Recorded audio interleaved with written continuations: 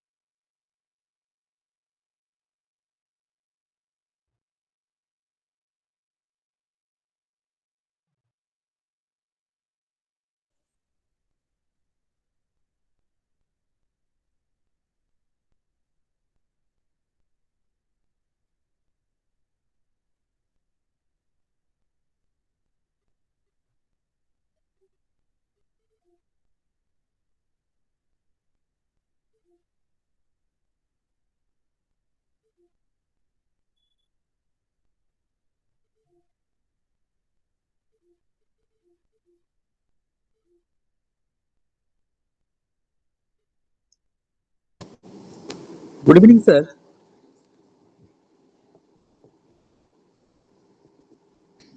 Good evening, sir. Good evening. Good evening. Good evening, sir. Yeah, are you getting me? Yes, sir. You are absolutely perfect. Good evening, sir. I'll be the program coordinator for this session. Thank you. So, shall I upload the presentation and just check whether it is Okay, coming sir. or not? Let me see. Technical problems Yes. are always Very there. much, sir.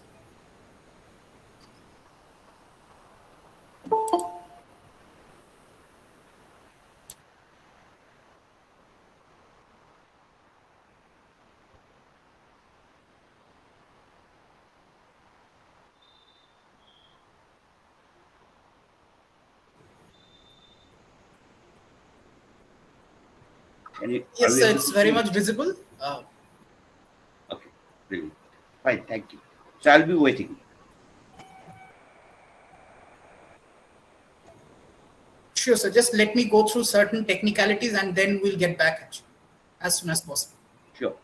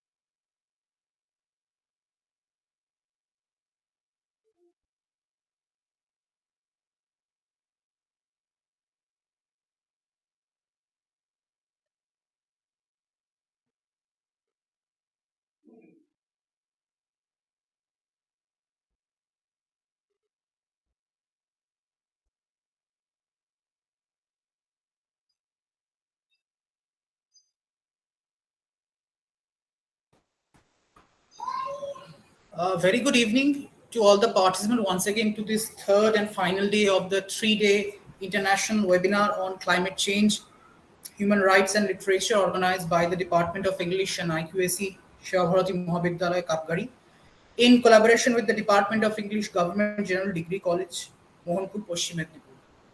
Now, day 1 and day 2 had been thoroughly engaging and academically fulfilling. And hopefully day 3 will also live up to the expectations of the previous 2 days. On that note, let us begin. But before I do that, let me take this opportunity first of all to express my gratitude to the chief patron of this webinar, Mr. Babulal Mahato, Honorable SDO and Administrator of Bharati Mahavidyalaya. Our other patrons, Professor Dr. Devaprasad Shao, Honorable Principal of Bharati Mahavidyalaya, Professor Dr. Nimai Chand Masant, Honorable Principal of Government General Degree College. We are also grateful to Dr. Shamit Kumar Maiti, Organizing Secretary and Convener of this webinar, Sheikh Tariq Ali, Co-Convener of this webinar, and also to other members of the Seminar Advisory Committee, Mr. Lokhikanta Chatterjee, Mr. Tanmay Sarkar, Mr. Shubhankar Acharya, Mr. Ananto Khara for putting up a wonderful show, and also to the members of the alumni whose valuable suggestions from time to time have enriched us. With that, it gives me immense pleasure to introduce Professor Sugata HAZRA to the audience. And may I now request Dr. Shamit Kumar Maiti. Over to you, sir. Thank you, Mr. Rick Sarkar. Good evening. I'm very delighted to introduce Professor Sugata HAZRA to you in this evening. Professor Sugata HAZRA, a geologist by profession, is a professor of coastal zone management and former director of the School of Oceanographic Studies in Jadavpur University, India. He has done research on biophysical impacts of climate change on the major ecological hotspots in India, the drought-prone plateau region of West Bengal, the flood-prone Gangetic Plain, the Himalayan ecoregion affected by warming and hot spells, the coralline ecosystem of Andamans affected by repeated thermal bleaching, and the Sundarbans Delta affected by cyclones and sea level rise. He has led several national and international projects on the Sundarbans and coastal oceans. Professor HAZRA has more than 150 international publications, edited volumes, and monographs to his credit. He regularly contributes to the electronic and print media to spread climate awareness. Being the former Dean of the Faculty of Interdisciplinary Studies of Jadavpur University, Professor HAZRA favors interdisciplinary research and has mentored over 30 PhD scholars. Professor Sugata HAZRA was a member of the Indian Antarctic expedition in the year 1996 and 97.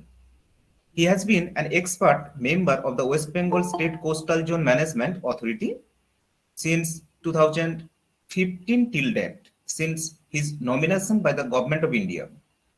Professor HAZRA led India in the multi-country research project, Deltaic Environment, Vulnerability and Climate Change, Migration and Adaptation, funded by DFID UK and IDRC Canada, in which Jadavpur University, University of Southampton, Bangladesh University of Technology, and University of Ghana were joint collaborators. Some of his ongoing research projects include opportunities and trade-offs between the SDGs for food, welfare, and the environment in deltas, tidal energy for village electricity supply in Indian Sundarban biosphere, vulnerability assessment of mangroves and corals of West Bengal, Odisha, and Andaman Islands, study of carbon dynamics in estuaries and near shore waters of Hooghly estuary, enhancing adaptive capacity and resilience to climate change of small and marginal farmers in Purulia and Bankura district, West Bengal, funded by NABARD through DRCSC from the Climate Adaptation Fund. So with this very small introduction or brief introduction, may I now request Professor Sugata HAZRA to kindly proceed with his deliberations. Over to you, sir. Thank you very much, and good evening to all. I'm one way delighted to be with you tonight, this evening, because I'm not speaking to a bunch of scientists, but poets and persons of literature. But that itself becomes an anxiety for me because I don't know how to place my views. So I have prepared a chronicle that I want to present before you, and I'll be using two videos, some scientific facts and figures from your backyard, our backyard, about the climate crisis in the region, and of course, some poems. Let me try to. And I actually asked for any, I asked for apology for any kind of technical glitches that may come up in the course of this discussion, because this is not in my hand always. But please let me know if you can see the presentation. So it's visible. It's visible. Yeah, the Chronicle of Unthinkable. You understand that I have I've been influenced by my association and reading of Professor Dr. Amitav Ghosh, various novels, particularly the one, The Great Derangement, the critical one, and the concept of unthinkables and the non-humans, which he claimed that now they are absent, the non-humans are becoming invisible in the modern literature. But climate change actually creates a situation where we regularly encounter the unthinkable, the non-humans, which are not always animals, but this may be ferocious cyclones or drowning floods.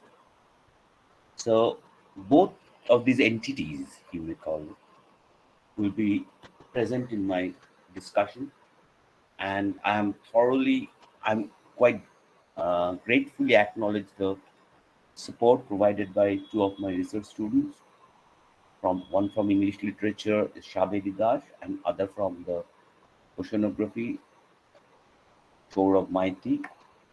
They both contributed in the making of the slides, mapping, and researching the concepts like that. So, as we are already just, I don't know whether we have crossed the disaster of COVID-19, because the economic impact is still undergoing, and you can understand that there are conflicts in various parts of the world, which are often armed conflict taking place in some parts of Europe now. Started with Syria and now continuing in Russia, Ukraine.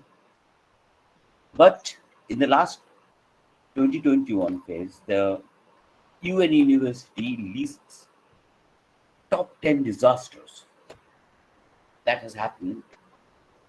Some we are familiar with some of them, like COVID-19 or Amphan, Cyclone Amphan, which happened together actually in our part of the Delta, in the country also. But there are other disasters which have destroyed human lives, jeopardized our economy, affected our well-being, and affected the human rights of people. If I just read it, the Amazon wildfire, just far away in Brazil and South America, Arctic heat waves near Greenland, the Beirut explosion of ammonium nitrate containing ship, Central Vietnam floods. In 7 weeks, they have faced 9 storms and cyclones with heaviest rainfall events. Then the extinction of the Chinese paddlefish, the fish that survived the dinosaurs but finally could not survive the human being. Their habitat has been fragmented by making of dam.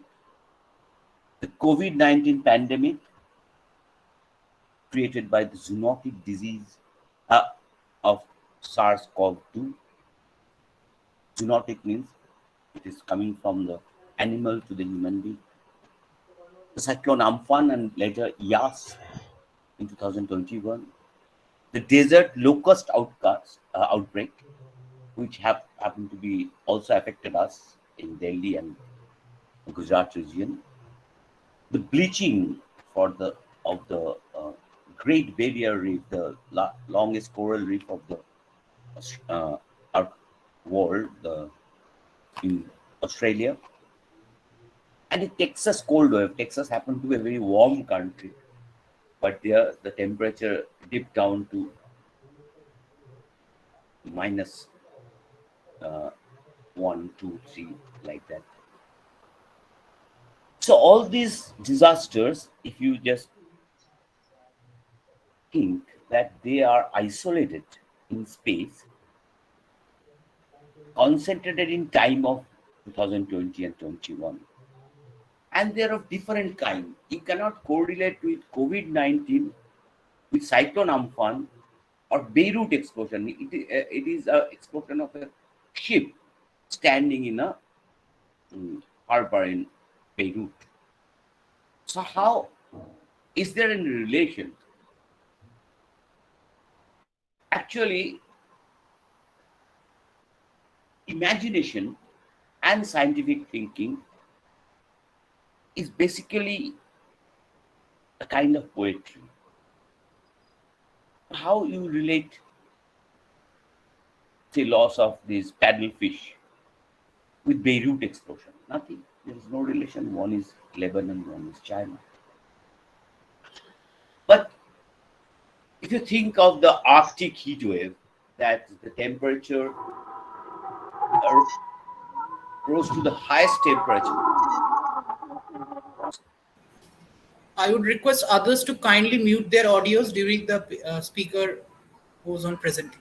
Kindly cooperate. Thank you. So the Arctic heat wave, actually, the highest temperature in Arctic region, North Pole region, disturbed the North Pole vortex of cold wave, circulating cold wave. It not only thinned the Greenland ice cap, but also shifted the vortex southward to the North America. And due to that vortex shifting, there was an extreme cold wave where quite warm region of Texas went down to temperature below 0 degrees centigrade. And the entire electricity network was destroyed, stopped for 4 days. A lot of deaths, more than 200. The entire economy was affected, and it was a terrible event. And if you see that the Central Vietnam flood, we are complaining about repeated cyclone occurrence in Sundarban area. That is 2019, we had Phony, and then we had Bulbul. Then 20, we had Amphan. Then 21, we have Yas. We have never seen these so frequent cyclones before. But just think what Vietnam is facing. 7 cyclones and storms, 9 cyclones and storms. Within 7 weeks, with incessant rain, extreme flooding, destroying mostly all the infrastructure, and a country which is not prepared to face that in the time of COVID. And if you see the cause of Great Barrier Reef bleaching or Amazon or Arctic heat wave, or Central Vietnam floods or COVID-19 pandemic, you will see try to find one major cause, that is the global warming due to excessive greenhouse gas emission. Well, man could change the climate inadvertently. He didn't know the consequence. The first underlying cause is that. So the UN is calling it is the tip of the iceberg. The hidden mass of disaster waiting for us is much bigger. There can be much more genetic diseases, zoonotic diseases. The Amazon wildfire caused by human greed, the greed for red meat, and demand for more fodder, which prompted the clearance of 148,000 square kilometer of rainforest. You can imagine the volume in between 2003 to 2014. The recent one is just another extension of that. And with that wildfire, the human greed and without knowing the ecosystem cost, the cost it may have on ecosystem, we don't consider it, isn't it? When we make a dam, we don't remember that it may destroy the aquatic biodiversity. So we don't actually, we don't act knowing the consequences. We don't know or we don't value it properly. Underpreparedness for disaster was an example for the Beirut explosion, that a ship full of ammonium nitrate was abandoned in a country where this ship didn't belong to. It was bearing the flag of Beirut because the money spinners or the greedy merchants, they registered their boats in different other countries where the regulation or the cost of registration is not very high. So when the time comes, the ship becomes non-sellable, they dump it to that country. And the Beirut Lebanon happened to be disturbed by economically and politically after the Syria war. They couldn't take care of that, and they dumped the ammonium nitrate, which is very much inflammable and explosive nature, with other explosives. And the tragedy happened. More than 3 million people, more than 300,000 people were affected. So, bringing it down to the causes of these disasters, which are increasing due to climate change and human greed and undervaluing the ecosystem and underpreparedness for disaster, are actually the root causes of this. And unless we can remove these causes, we will not be able to create a better world or a future world. I think with this concept, after long deliberation that we have to reduce the greenhouse gas emission, there was a Paris summit. You remember that in 2015, there was a climate summit in Paris. Simultaneously, in 2015, we have that declaration on achieving sustainable development goals like no poverty, zero hunger, health for all, education for all, water and sanitation for all. Like the 17 goals we declared, the agenda for sustainable development, it happened together more or less. So it was a great event that nations coming together and deciding that we will fight global warming, climate change, reduce the temperature, reduce our carbon emission, and they started with a poem. This is a poem of Martha Fairley Painem that we'll show here by Kathy Jekyll Kijiner.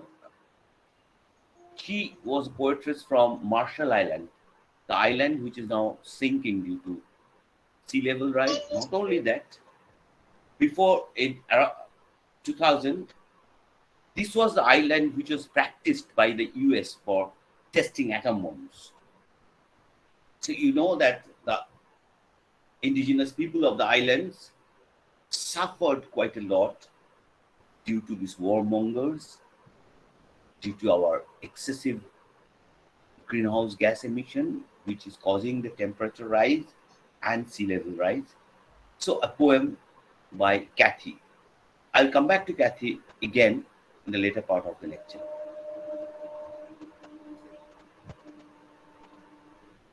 This is about your daughter.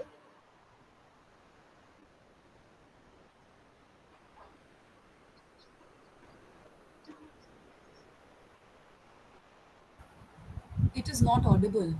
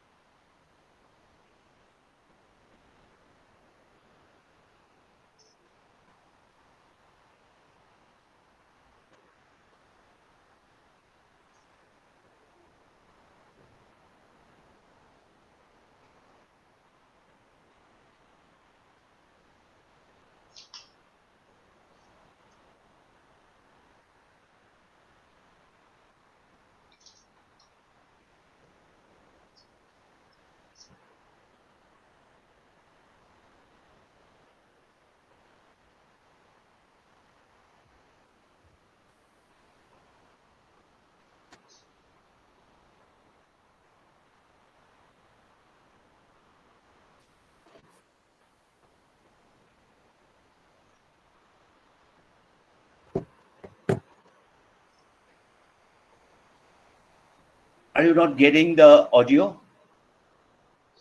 No, sir. No, sir, that audio was not. So shall I play it differently?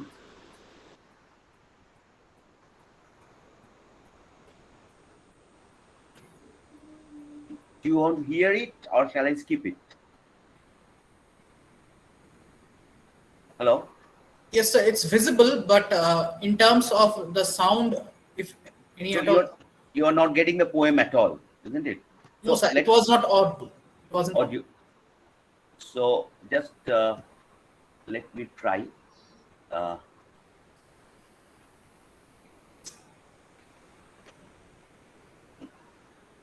try to play from a different mode.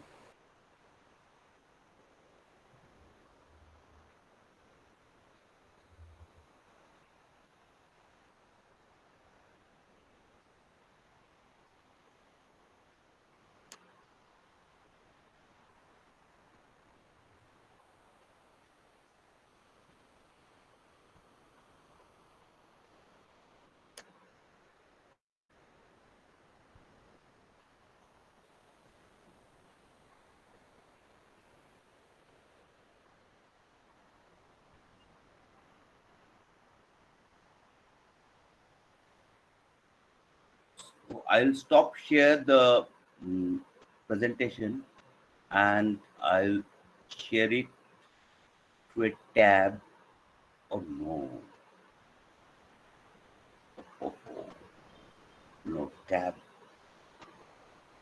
also cannot be. So you can skip the poem portion and then proceed. It's not a matter. I You can think skip that so. portion. Yeah. Actually, in that poem,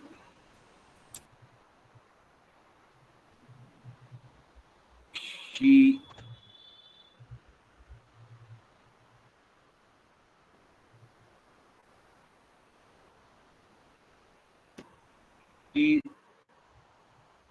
not only brings out the agony of the islanders that they're losing their island, that they are becoming a refugee who can say that they can only show a passport for their home. They don't have the island remaining anymore. So there is a new group of people. Kathy was talking from the Marshall Islands. These are environmental refugees or environmental migrants. These are the product of our new Anthropocene after 1950. And as you understand that the disasters are rising, as was being claimed by a lot of scientists, and now it is globally agreed that particularly the climatological, hydrological, and meteorological disasters, these are brown, the pink, and the yellow. They are all rising from the last 40 years. So, unthinkables are happening. 10 disasters throughout the globe are linked to climate change, global warming, and human greed, the way we are living, and what is happening in our backyard in Sundarbans. The Sundarbans, the map shows that is a very interesting delta. That is the largest delta, second largest delta of the world, and the most populated delta. And now you can see the rate of sea level rise in Sundarban due to global warming is more than double the global average, 5.2 millimeter per year. The Bay of Bengal is closed in the north, and all the water that we are getting in the Bay of Bengal cannot escape through north. So we are losing the land. It is Sagar Island, Jambudip, Moshuni, Bokkali. This is the G plot area, even the Tiger Islands.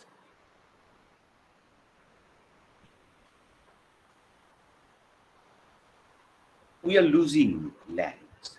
110 square kilometers of the Tiger Islands were vanished to the sea during last 20 years. And during the COVID, when the return migrants came and forced to come back, you can see the tiger attacks and straying of tigers have increased in 2020 twofolds. Generally 10 to 12 deaths per year. We have 25 deaths in 2020.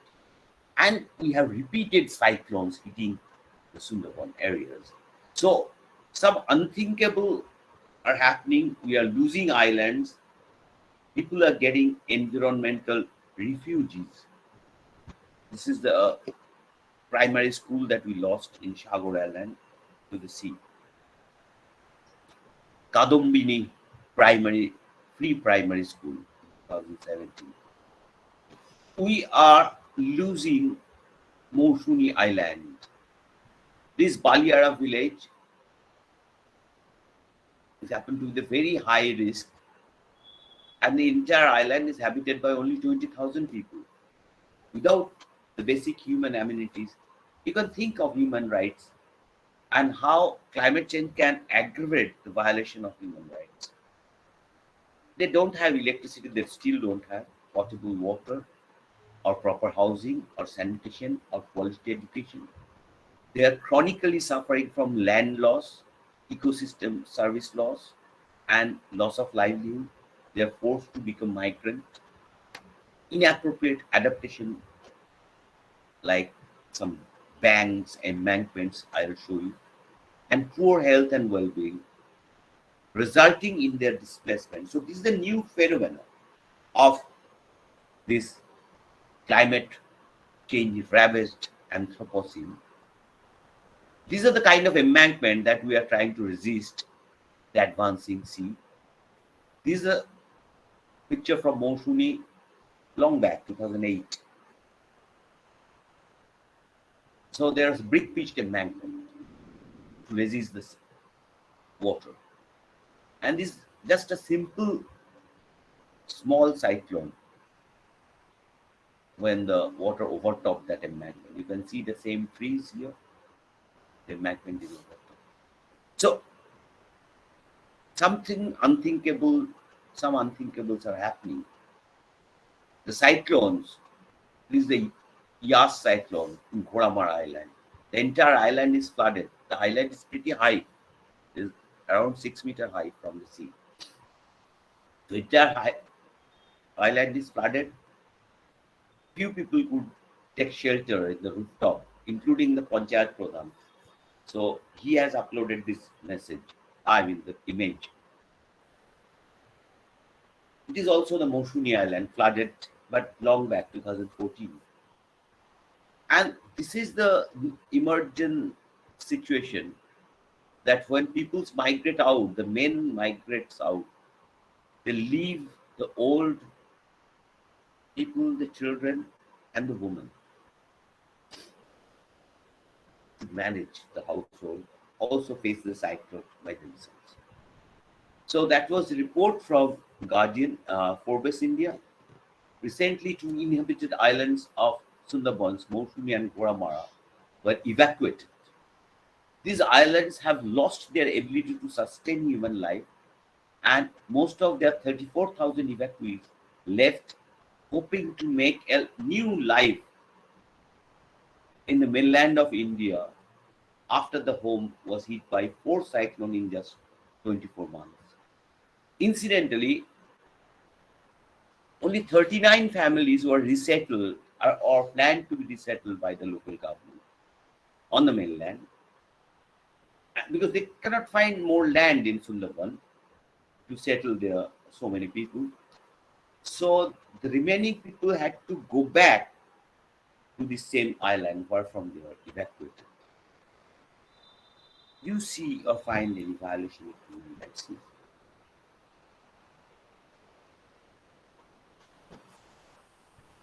We'll again try with another video where BBC World is reporting about this Yas ravaged Sundarban.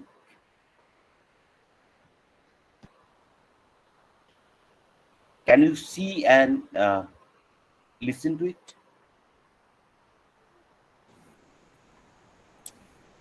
It's not audible, sir. Not audible. You're not getting the No sound, sir. no It's sound. not coming through clearly, sir. Okay. The lip is moving, but we can't really hear any sound. Devlin Rai is reporting from Moshuni Islands.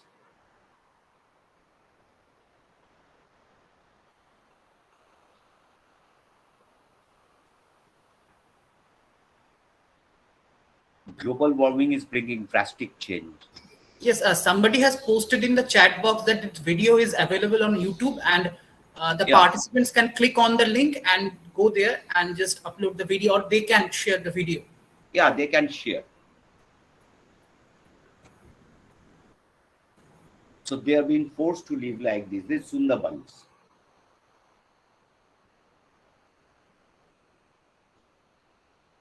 This East Indian part is hit by regular cyclone. So I think that we'll skip the video.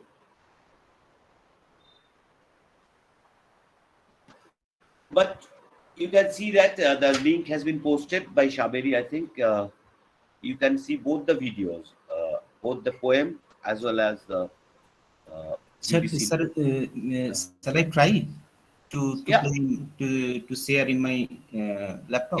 Yeah, why not? I'll just stop Wait. sharing and Yes. let me see.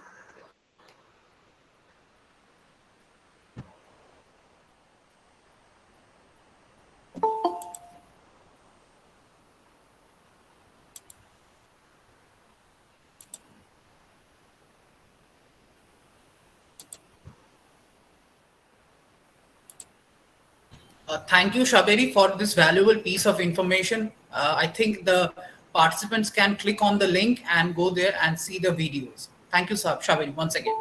So shall we proceed, or you will show it here? No, sir, I cannot play. Just Okay, proceed, sir. okay. I think Continue, you sir. can see both the materials are there now. So let us come back to the discussion about the climate refugees or environmental migration. You can see this one, isn't it? Hello? Yes, we can see. Okay, great. The problem is we are easily talking about climate refugees who are poor and already vulnerable, who have to leave their homeland due to the climatic impact. They have lack of resources and they don't have adequate adaptation. The right protection is weakest. They are often subjected to violence and trafficking and other things. But still, they are not accepted as a group of people who need local as well as national as well as international assistance, because there is no uniform definition of climate refugees, not endorsed by UNHCR, the UN Human Rights Commission, and but rather they prefer that persons displaced in the context of disasters and climate change. So, if the Syrian people affected by consecutive droughts finally take up arms and fight with each other for the limited resource, and the war breaks out, then if they cross the border, then they can be accepted as refugees. But if they cross the border because they have lost their homes to the rising sea, still they are not given the refugee status.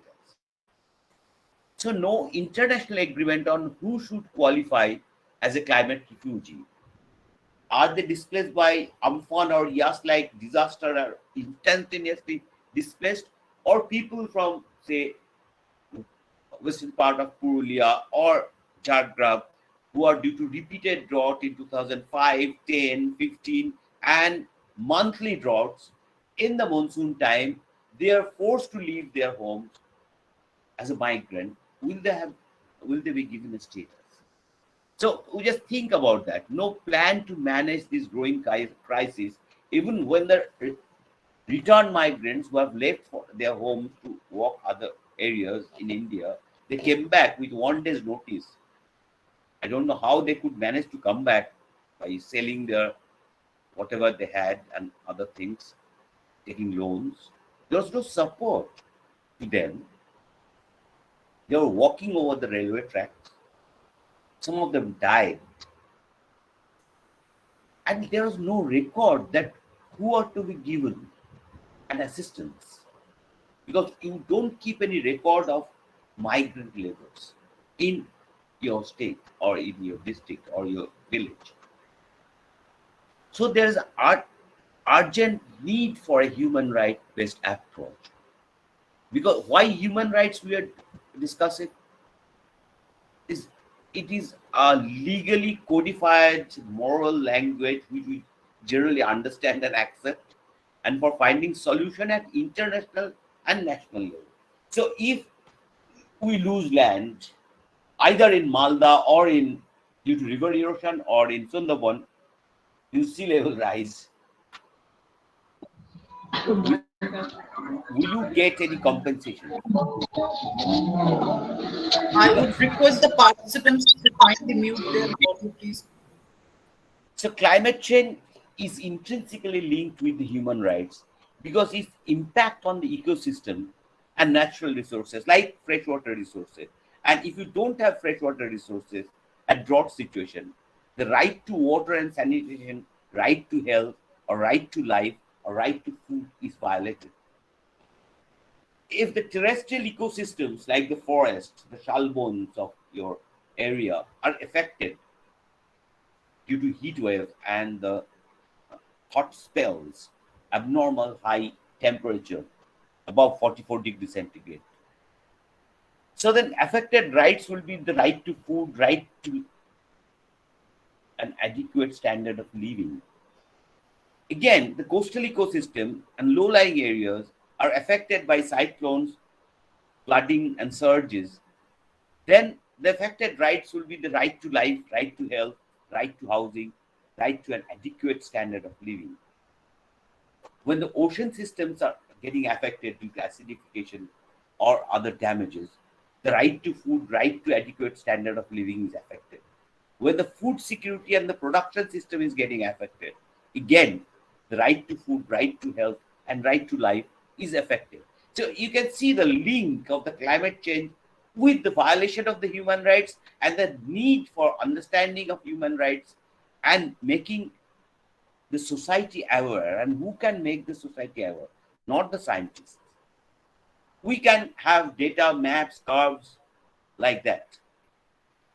But then it is you who can bridge this gap and make the people sensitive that how the impact of climate change on livelihood and poverty can aggravate the vulnerability of the people, and right to adequate standard of living, right to health, right to life, right to food, right to water, right to property are getting affected.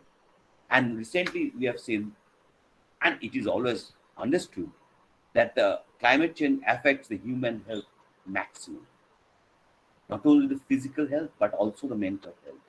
And again, the affected rights become right to health and right to life. We often don't understand that we have the rights. So we have to fight to establish the rights in urban areas, in other areas. And the gender has to be our main focus, because women-headed household, poor health and well-being of the household, and lack of women rights protection, and lack of disaggregated data is a major problem that we will face. Before concluding, I'll be just touching upon the climate change and conflict. Is there any linkage? Because global temperature rise can definitely create a resource crunch, and which can lead to crises that we are seeing in different parts of the world. And I just want to take you back to history, when the temperature, this is normal and this is below normal, and this is above normal, the warm period, and this period happens to be the little ice age, we call it. And this little ice age was not due to anthropogenic impact, but due to loss of solar irradiance, or what we call the solar dimming, which is shown by this curve. Sorry. Yeah. This solar dimming curve. This time we have low solar irradiance. And this time the monsoon also failed. Due to the same reason, it is measured by organic carbon. But what was the situation in Europe at that time during Little Ice Age? We had during this time the minimum temperature. The temperature dropped. There was drought everywhere in India. And this time, at the time of Akbar, there was a big drought, 1554 to 56, 1505 to 1595 to 1605, and 1612 to 34 at the time of Shah Jahan, when the Taj Mahal was being built. People were dying on the road of Delhi. And what happened at that time? There were invasions by, first Vasco da Gama came, and there were invasion of the Danish, the French, and finally the British. They conquered India at the time of Little Ice Age. So in 1750, we lost it to the invaders, and 1850, the Little Ice Age was again succeeded by the modern warm period that we are facing. And of course, there was a serious change in Europe as well as Asia, because all the foreign invaders, or the imperialists we call, when they could not stay in the freezing Europe, affected by full snow cover and droughts and resource crunch, they tried to venture and conquer the tropical areas in search of food, resource, money, business. So what could happen in this climate change when we are observing much warming? This can also lead to crisis and conflict. At this time, if you draw a parallel with literature, you can find that at the time of 1815, there was also a Mount Tambora eruption, and Byron and Shelley because of the dimming and the extremely gloomy weather, and the temperature has gone down below 6 degrees centigrade down. So this is the time when the first sci-fi novel was written, that was Frankenstein by Mary Shelley. So this, within this climate crisis, there are depiction of the crisis, and non-humans, the characters of non-humans and character of unthinkables or unbelievables are being created in literature. Are we observing any new literature now? New poems, new stories, নতুন পদ্মা নদীর মাঝি,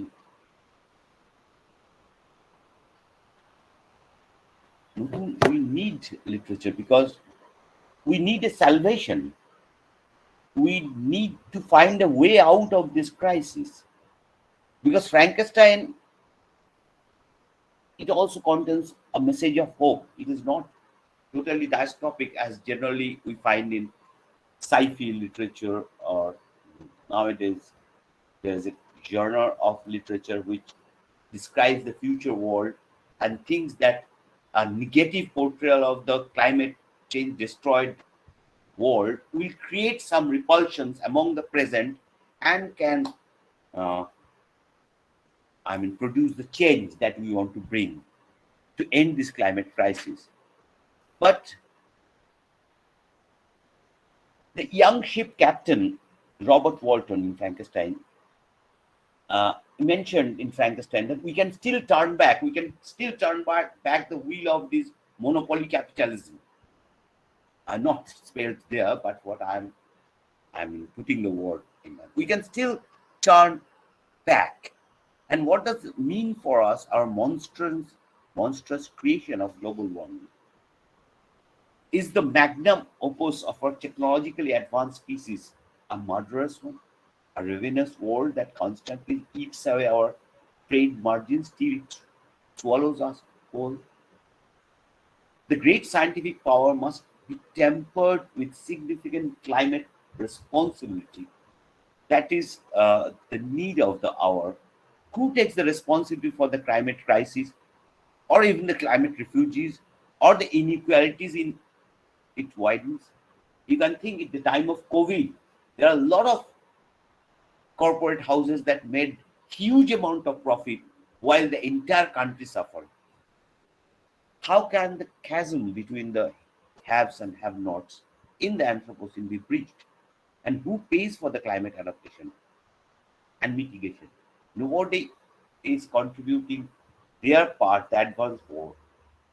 They are not contributing so that the poor or developing countries can spend money for their adaptation or climate mitigation, like installation of solar power plants or tidal power plants. They are not putting money into that. So again, I can go back to our beloved Tagore, because Red Oleander or Raktoporbi happens to be a saga of money-making machine crushing Nandini, or the nature, or the feminine. And the king realizes that one day, Nandini, in a far-off land, I saw a mountain as very as myself. I could not guess that all stones are etching inwardly. One night I heard a noise,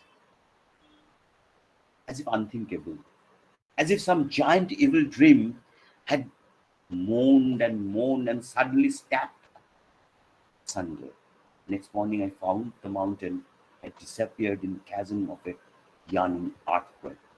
That made me understand how overgrown power, I think this is, I emphasize here, how overgrown power crushes itself inwardly by its own weight. I see you in something quite opposite.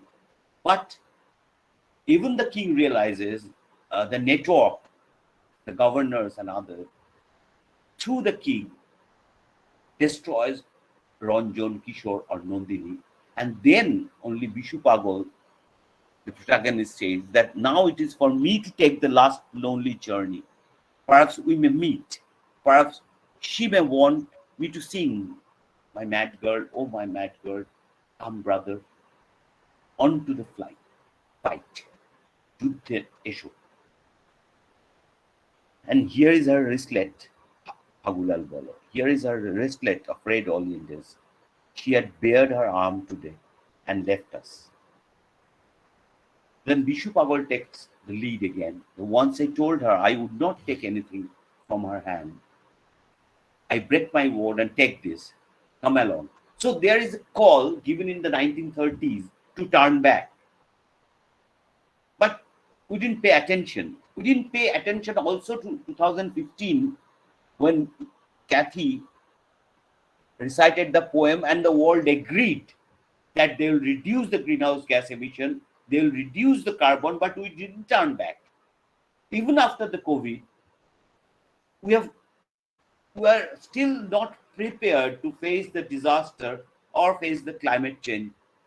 So Kathy writes in her poem, in Utilomar, a dream, maybe. Utilomar is actually a tree of Marshall Island. It's a fantastic scented flower.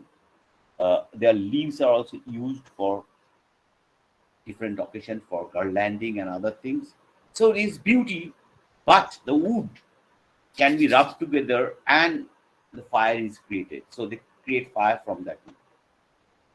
So the most beautiful things can also have fire within.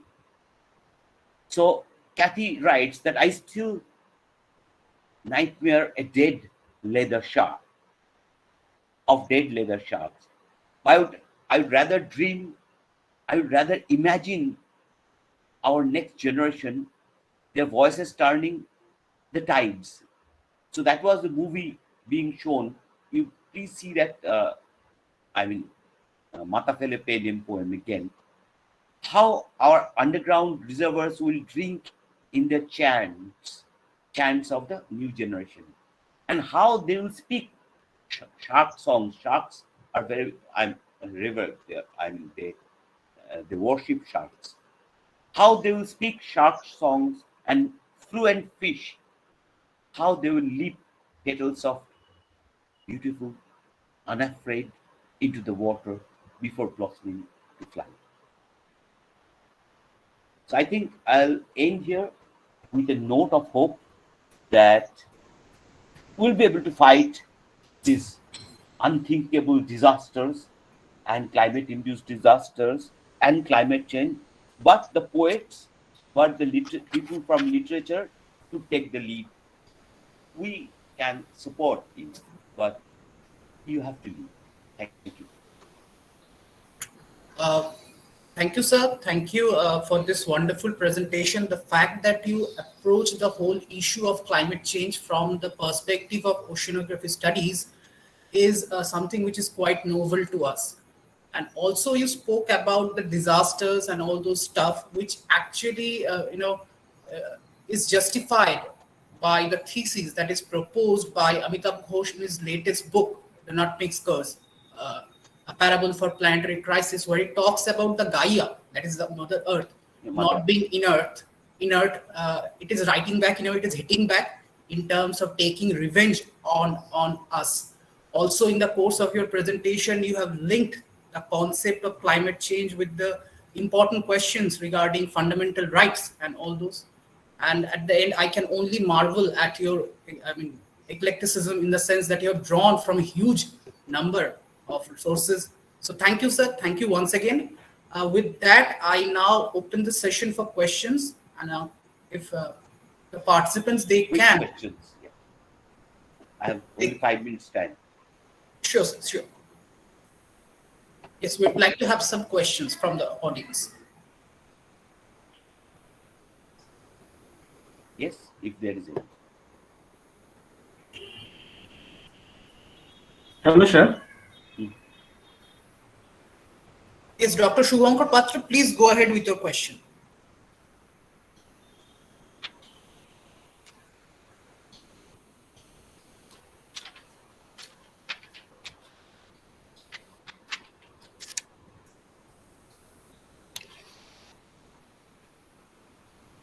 not getting. He's muted actually. Dr. Shubhankar Patro, kindly unmute yourself and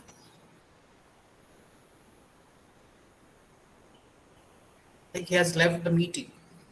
So Okay, if there is any, or we can close it here. You can send the questions to me over mail, because I think you have the next speaker at 8 o'clock. And okay, sir. Okay, I have- fine. Yes. I have left the stage for him because I actually called for poets to lead, and he may start with "Can Poetry Save the Art?" So I think that is his topic. Thank you, sir. Thank you. For this wonderful presentation. Hopefully, in near future, we would have you in such programs. With that, we come to the end of this session, and moving on to the next session. It gives me immense pleasure to announce that Professor Debashish Bandyopadhyay, Department of English, Rabindra Bharati University, Kolkata, India, has joined us. And may I now request Sheikh Tariq Ali, Assistant Professor, Department of English, Government General Degree College, to kindly introduce Professor Bandyopadhyay to the audience. Over to you, Mr. Tariq Ali. Hello, sir. Good evening. Good evening, Tariq. Good evening, Rick. Good evening, the organizers. Good evening, sir. It is really an immense pleasure to introduce my teacher as the speaker for this plenary session. Professor Debashish Bandyopadhyay is currently a professor of English at Rabindra University, Kolkata. Formerly, he was a professor of English at Vidyasagar University. As a Fulbright scholar, he pursued research in the USA and Charles Wallace Postdoctoral Fellow, worked in St. Anthony's College, Oxford University, UK. He has been awarded International Visiting Professor status by the University of Guanajuato, Mexico. Formerly a professor of English at Bandas University, he also has the role of coordinator UGC program running in the Department of English with Vidyasagar University, and also hold the position of Honorary Director of the Center for Adivasi Studies and Museum, VU. He was also a UGC Visiting Fellow at North Bengal University in 2016 and at Jamia Millia Islamia in 2019. Widely published, his research interests include psychoanalysis and violence, women's studies and feminist literature and culture studies. Sir was awarded Shiksha Ratna by the government of West Bengal in 2019. So without much ado, I hand over this virtual space to Professor Bandyopadhyay. I personally am super excited to listen to your talk, sir. Over to you, sir. Thank you, Tariq. It's a pleasure to actually share this virtual platform with you all. After a long time, I'm getting back to my old place where I had been serving for almost more than 8 years. I was listening to Professor Sugata HAZRA's talk. It's a brilliant piece of information and reflection that I actually heard from him. He actually made a very major point towards the end of his talk, saying that, can poetry really save the earth? When he refers to can poetry save the earth, he actually means, I think, can the very sensibility towards nature, where the very notion of the anthropocentric world gets completely dissipated, gets completely dissolved into a sense of more ecocentric world, where the difference between man and nature does not exist. That sort of a sensibility, or a restoration of that sort of a sensibility, can only, I think, is the way out. No laws, no human rights can really mitigate the amount of danger, the immensity of the danger that Professor HAZRA had actually pointed out by means of the kind of technical tools and data that he had referred to and had brilliantly pointed out, the kind of global warming and climate change, how it is creating a seawater rise and how it is inundating different places, not only inundating places and eating away the land masses, but at the same time, it is filling up fertile lands with brackish water, which is creating multiple allied dangers for that matter. Sooner or later, the entire air that we breathe is going to be toxic, and human species is going to suffer because of that. So the very notion of the Anthropocene is going to become the graveyard of the entire human species. In such a condition, I remember a particular poet whom I discovered more and more when I was working in the USA. He was called Gary Snyder. Born in 1930, he lived throughout the USA. He traveled to Japan, China. He came to India even. He had been to Sri Lanka and had soon turned out to be a major activist, eco-activist, and at the same time a poet. So it was his point of view that I'm trying to reflect a little to find out his notions of activism and how he gelled it, how he fused it with the notion of poetry writing and created what can be called, from his own point of view, ecopiety, a notion of eco-poetry. Before entering into a reflection of the kind of poems that he wrote, which was induced by his own experiences of ecological activities throughout the entire California coast. You know that California is often fraught by major forest fires, and some of these particular forest fires were created artificially because of the, as Professor HAZRA was saying, because of the immense greed, avarice, and desire for consumption of human beings, for which these particular global nuisances, global ecological disasters used to take place. For example, in the central California Valley, you know, way back towards the end of the 19th century and the beginning of the 20th century, there was a mad gold rush that took place. The river valleys were said to be replete with gold, and people ran to these particular places in order to excavate gold from the earth. And this excavation process, this coring process, required a lot of use of mercury in order to purify the gold that they excavated from the earth, although the amount of gold was not much. So this mercury percolated in the earth and turned these tribal lands, this central Californian tribal lands, into a complete infertile space. This man who had been working, Gary Snyder, who had been working as a forest lookout in the central Californian Valley and in the Yosemite Valley, came rushing to the place.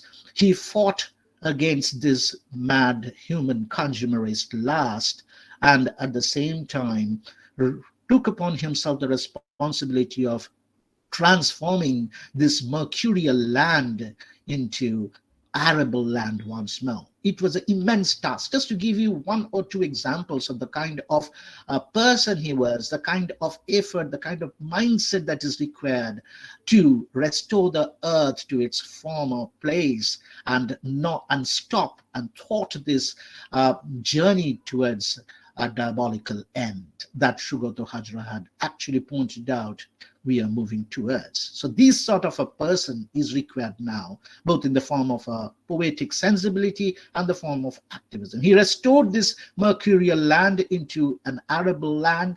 He re-inhabited this place with the tribals, and at the same time created a sort of a religio eco-friendly world by bringing in the notions of his learning of Buddhist Zen philosophy and cultivated this place. For example, his work, another work before I enter into his poetic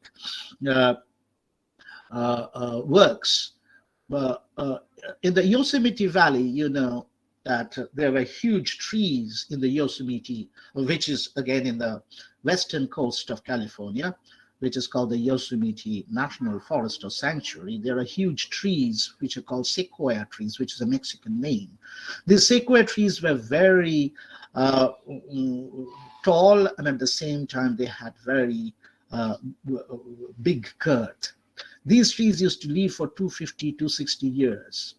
One of the uniqueness of these trees is that these trees are fire resistant. The bark of these trees are fire resistant. Now, the Yosemite Valley being rich in different kind of minerals often attracted lightning. When the lightning used to take place in the sky, and the sky used to get overcast with clouds. This lightning was arrested by the big trees, these tall trees called the sequoia. And since the bark was fire resistant, the bark did not burn, but the inside of the trees burnt out. And sooner or later, the trees fell down. Now, this person, Gary Snyder, went up. He loved these trees so much that he did not cut these trees which had fallen down. The bark being fire resistant, it could not be completely destroyed, because although the tree fell down, the inside of the tree created a sort of a funnel through which you can pass, because the very breadth of the trees, the very center of the trees was so, the cross section of the trees was so big that you can, a human being as tall as he can be, even a 7 meter high person can actually, 7 feet high person can even pass through this particular girth of the cross section of the trees. This person, Gary Snyder, in a very symbolic act, created organic restaurants within the trees by not destroying the trees or logging it off for fire or some other particular means, which even stands in Yosemite forests. So what was this particular, just a minute. I'm just muting the video for a second. Okay. So what is this particular love for nature that Professor HAZRA had emphasized towards the end of his talk, without which the entire disaster, or this particular march towards disaster, the apocalyptic end, cannot be thwarted? That requires a different sort of a mindset, the mindset that I'm going to illustrate through Gary Snyder's notion of eco-poetry. In 1972, just a minute, yeah.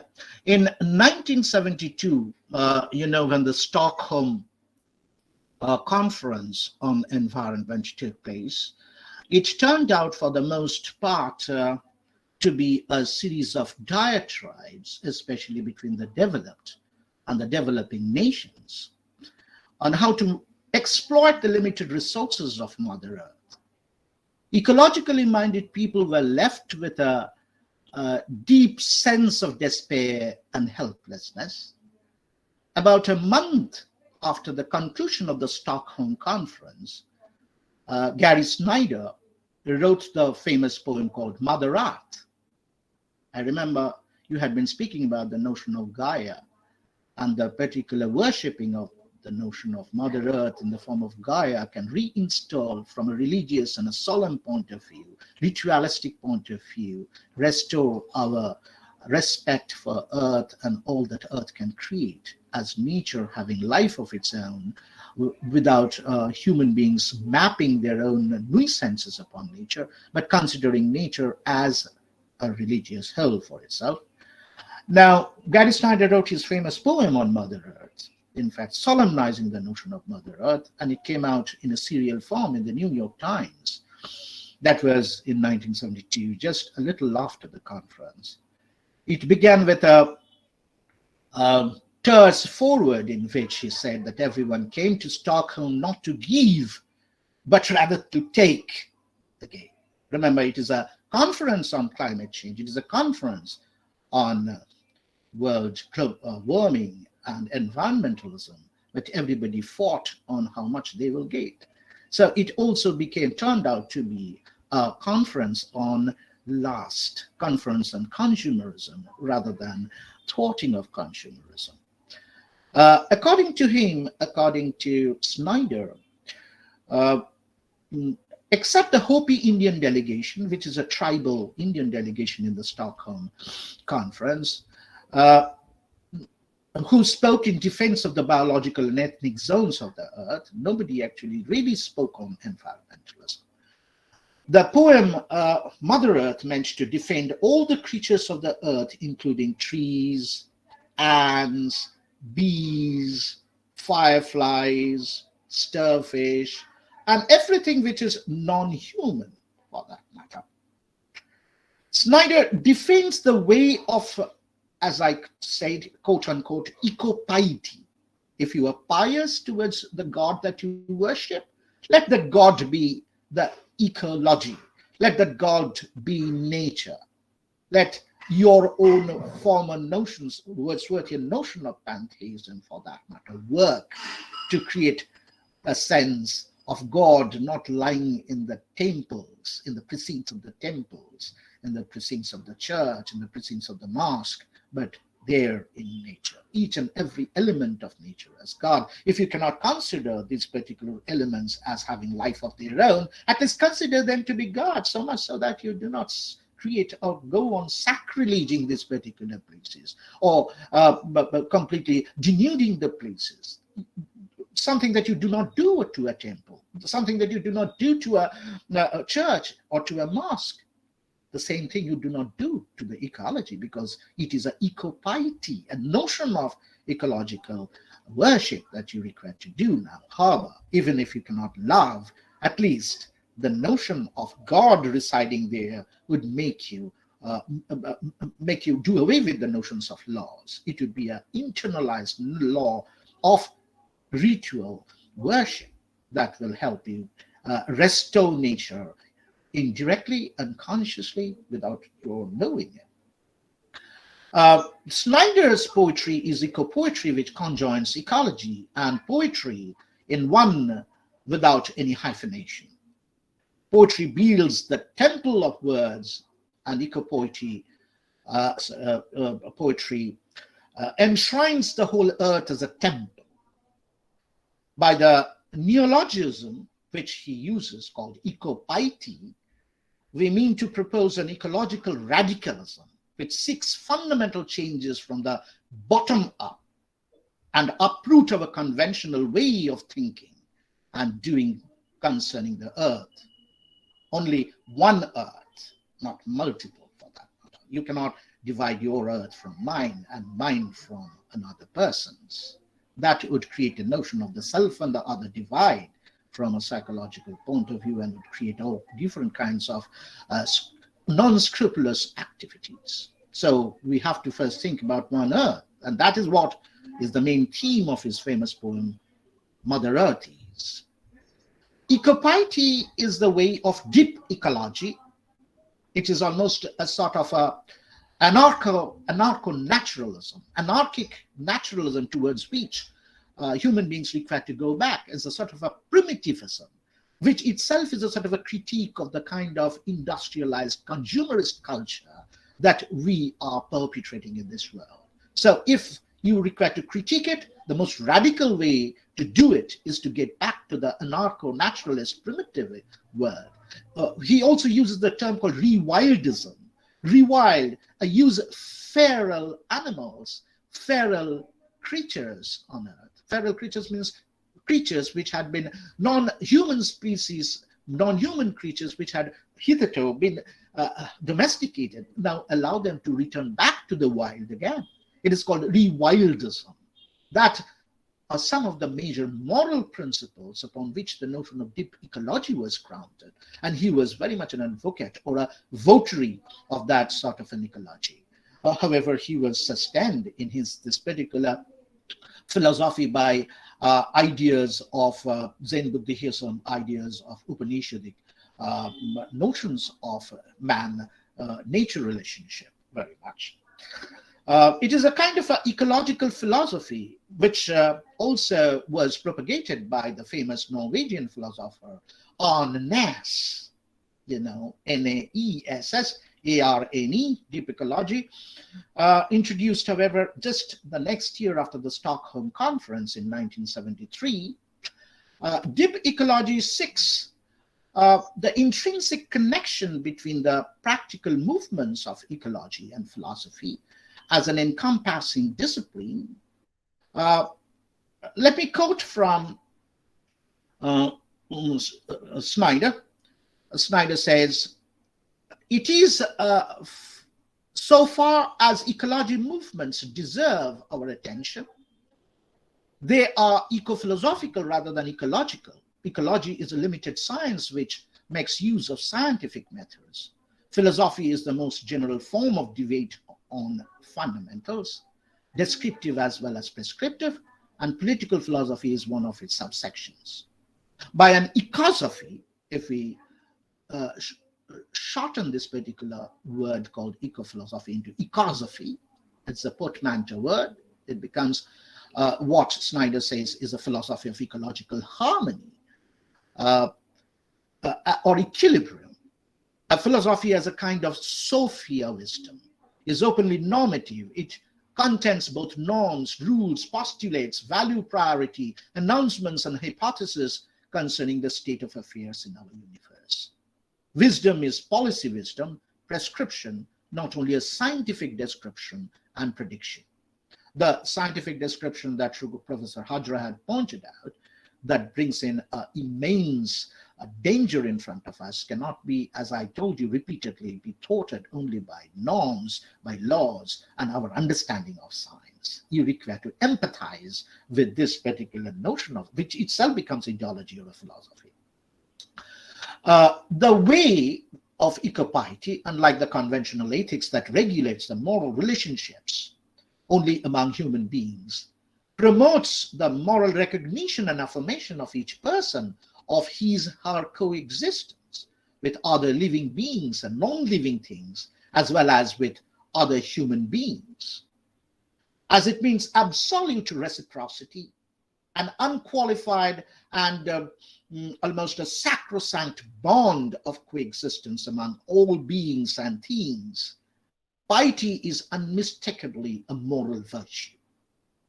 Ecopiety is made up of, to use the language of the Chinese logic of correlation, I am referring to Chinese because Gary Snyder was very much steeped in Chinese and Buddhist, Chinese and Japanese Buddhist ecology, notions of nature and worship. The two words that the Chinese used to use, even use today, to this day, is called the yang, which means homopiety, and the yin, Y-I-N, yin, which means geopiety.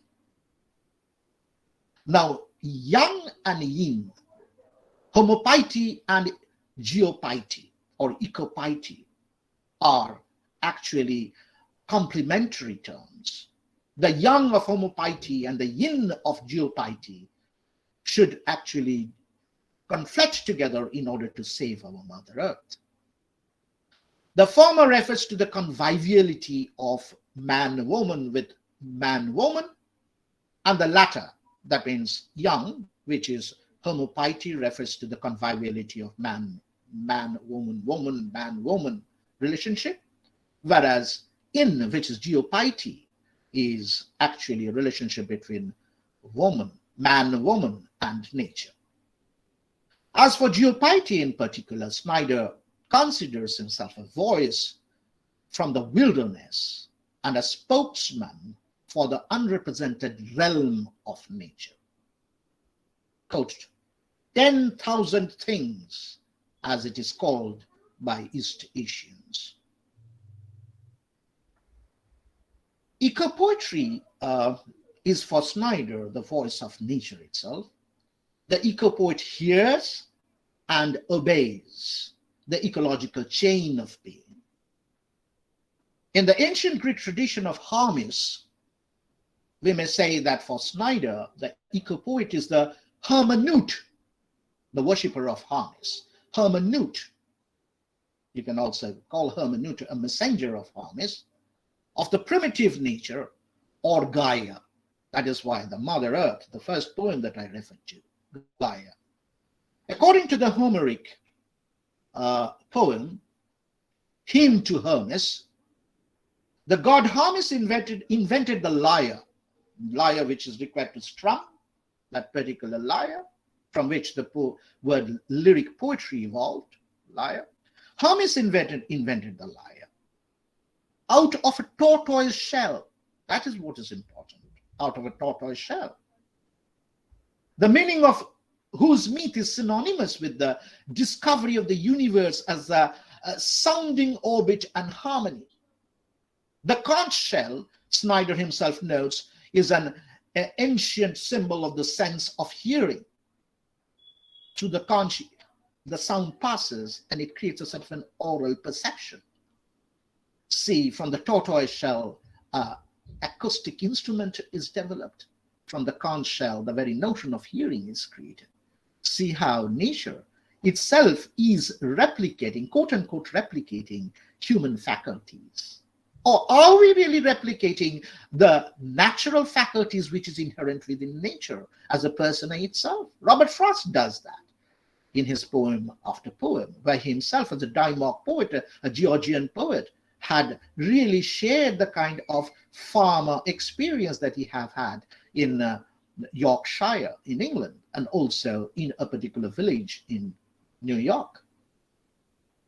So the conch shell, Snyder himself had said, creates this particular sound that otherwise human beings does not require to develop for itself. The conch shell, nature itself had done that for us. Breathing in the sense of living or being what nature breathes constantly for itself. Snyder traces the origin of poetry as the voice of nature in and exemplifies from the Hindu myth in which the goddess Vak means Vakya, Vak, becomes the universe itself as energy. The Sanskrit Vak is the same as the Latin vox. Vox means people, people's voice, from where you get this particular phrase called vox populi. Latin vox and the English voice are almost the same two words. In Sanskrit poetics, according to Snyder, poetry is originally, quote, the sound of running water and the wind in the trees. They are much more mellifluous than the voice of human beings. This is something which we require to understand, how lesser mortals we are in comparison to nature, which can create and multiply each and every faculty that we have. To wit, poetry is for him the marriage of song and the word, which is the coupled function of the right hemisphere and the left hemisphere of the brain, the right and the left, nature and human faculty. So Snyder's famous poem, Running Water Music 2, I'll be quoting some lines from Running Water Music 2, where running water itself is creating the lyrical music. In regard, this particular poem is anthologized in the famous compendium of poetry of Gary Snyder called Regarding Wave. It runs like this. Clear running stream, your water is light to my mouth and a light to my dry body. Your flowing music in my ears, free, flowing free, with you in me. Again, clear running stream, your water is light to my mouth and a light to my dry body, your flowing music in my ears, free, flowing free, with you in me. Here, the music of the stream's free flow and the mood, the sensitivity of the poet interpenetrate. Without and within. What happens without is not without anymore. It is within, and what is within is without. Are the two reversible or chiasmatic, almost a chiasmatic sides of the same happening. They are two moments of one process or unity. So is ecstasy one unity of the two moments called ecstasy, E-X-T-A-S-Y, and E-C-S-T-A-S-Y, which also means entasy. So ecstasy, E-X-T-A-S-Y, and E-N-T-A-S-Y. Entasy means inside there is an ecstasy. And ecstasy means there is an external ecstasy or bliss working. There is a complete correlationship between the two.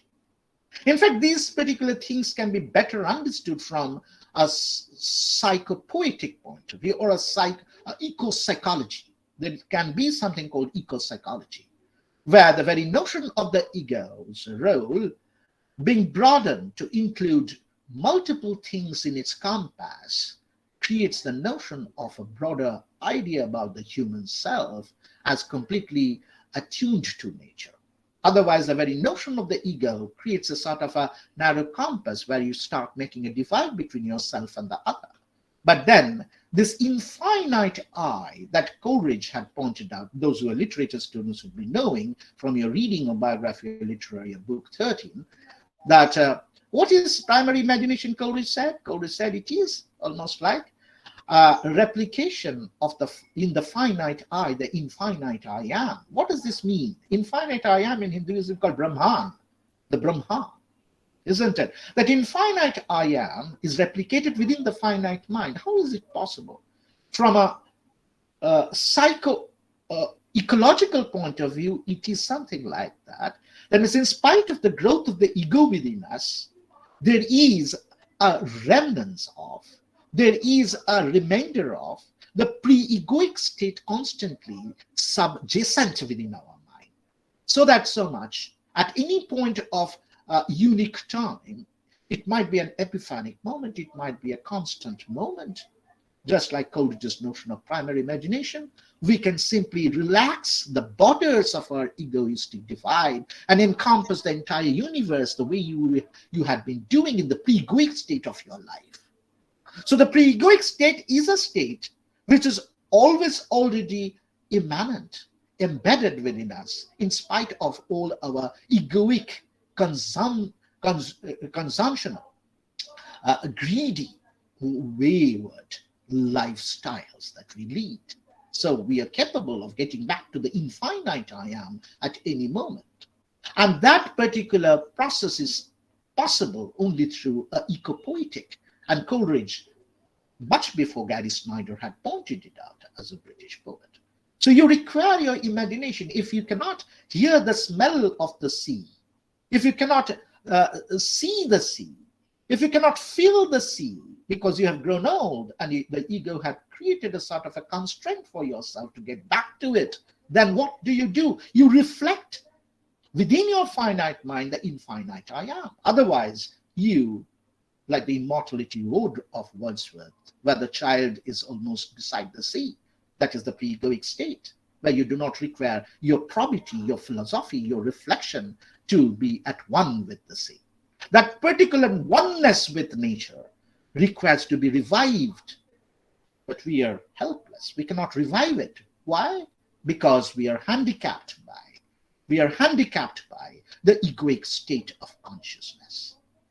This egoic state is something that ecopoetry or poetic sensibilities have the capacity to not nurture, but to dissolve, creating in its process Coleridgean secondary imaginations of isemplastic notions of the self. I'll be reading yet another poem, a part of the poem from Gary Snyder's famous work, Turtle Island. Read Gary Snyder. Go back home and read Gary Snyder. Just a minute. This is a famous work called The Turtle Island.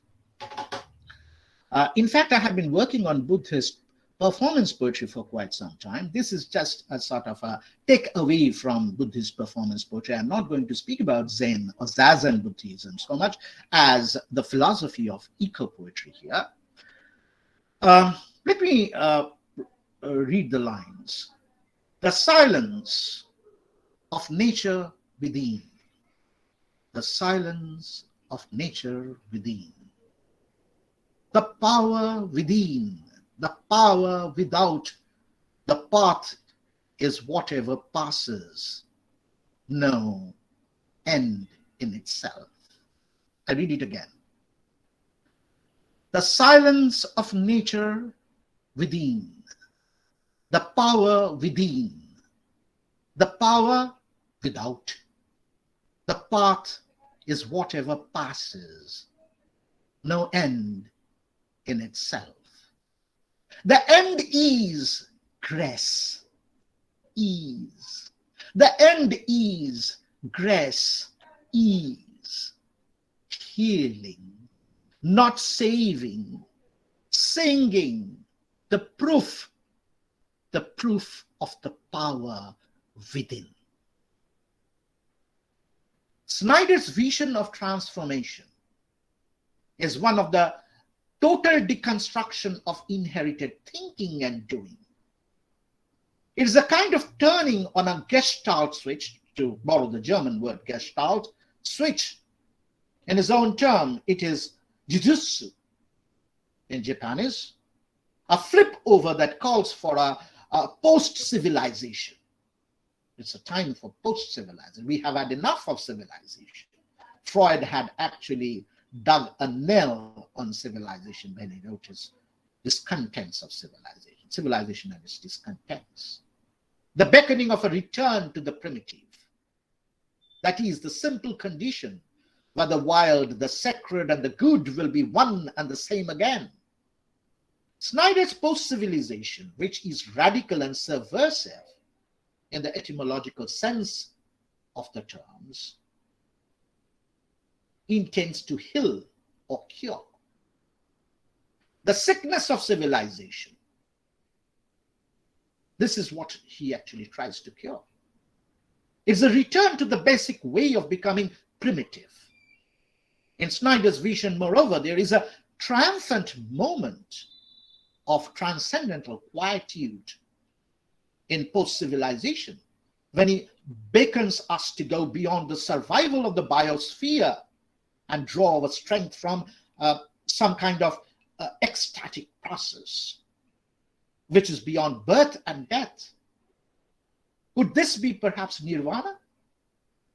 The state of eternal bliss that overcomes T.S. Eliot's cycle of birth, copulation, and death, to quote T.S. Eliot, of course. The two main sources of Snyder's eco-poetry are the Amerindian way of life. We can actually find its counterpart in the tribal and Adivasi way of life in India. And the other one is, of course, the Buddhist Zen, the two very important sources of his proclivities towards nature. Zen or Zendo. He was a student of anthropology, actually, before he became a student of Zen Buddhism. As he himself likens his poetry writing to the simplicity of backpacking, the common denominator between Zendo and the Amerindian way is the aesthetics of what you can call a primitive simplicity. Both the Zen backpacks and so the Amerindian backpacks, constantly moving from place to place in tune with nature. Thus, the writing style of Snyder's eco-poetry is marked by the impeccable and exalted sense of elegance, that is, simplicity and directness. His eco-poetry may not be Japanese haiku in form, but it is hitched to and permeated by the spirit of Japanese haiku, not in form, but in spirit, which is by nature eco-poetry. Having learned and practiced Zen himself for 10 years in Japan, the country that Snyder calls a great stone garden in the sea, Japan for him, it became a source of inspiration for his eco-poetry. To be more specific, he learned and practiced Rinzai Zen as a disciple of Master Roshi Oda Sesso, for whom the first collection of his essays and miscellanies, entitled Earth Household, interesting name, Earth Household, was dedicated. Snyder believes that Zen, which is in Chinese called Shan, is essentially the spiritual legacy of China and Japan. He not only regards Koan, just a minute. Hello? আমি একটা ইয়ে করছি গো, একটা জায়গায় ভাষণ দিচ্ছি। ওকে ওকে ওকে, একটু বাদে। আমাদের কাজ ভাষণ দেয়া. What was I saying? So I was speaking about the notion of Zen, right? Snyder actually regards the koans of Zen.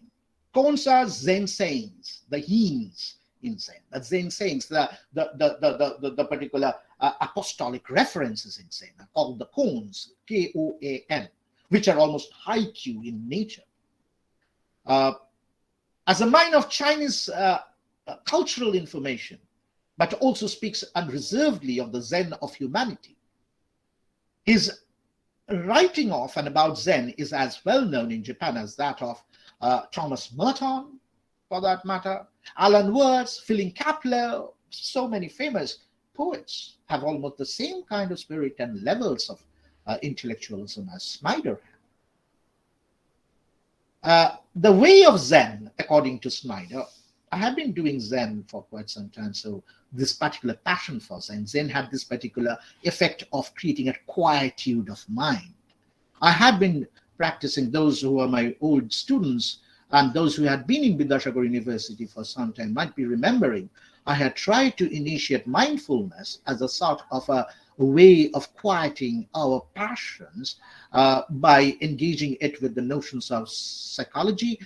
It is a psychiatric and Zen practice that I tried to initiate as a part of a program in the Stress Management Center in Vidyasagar University. But it did not work out because of many other things, but I still hope to continue that particular process. Mindfulness is a very important act which might create a sense, which obviously, I won't say might, but which obviously creates a sense of a poetic tranquility. Although Snyder has no intrinsic deschooling himself, he was not actually schooled to actually be deschooled.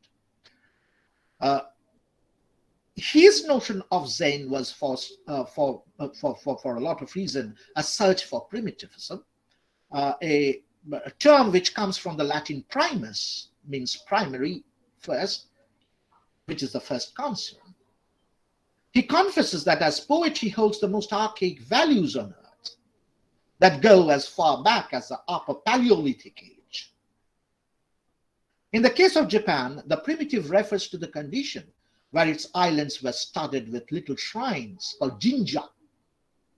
And then, when Fujiyama was a majestic shrine, or to use the old Ainu place name fire goddess, the primitive is the condition in which the whole of nature or earth was so sacred that there was no need to erect temples or shrines to sacralize it. I'm repeatedly stressing on that particular point, where nature itself is the sanctum sanctorum, where you don't require to build a temple of your own choice.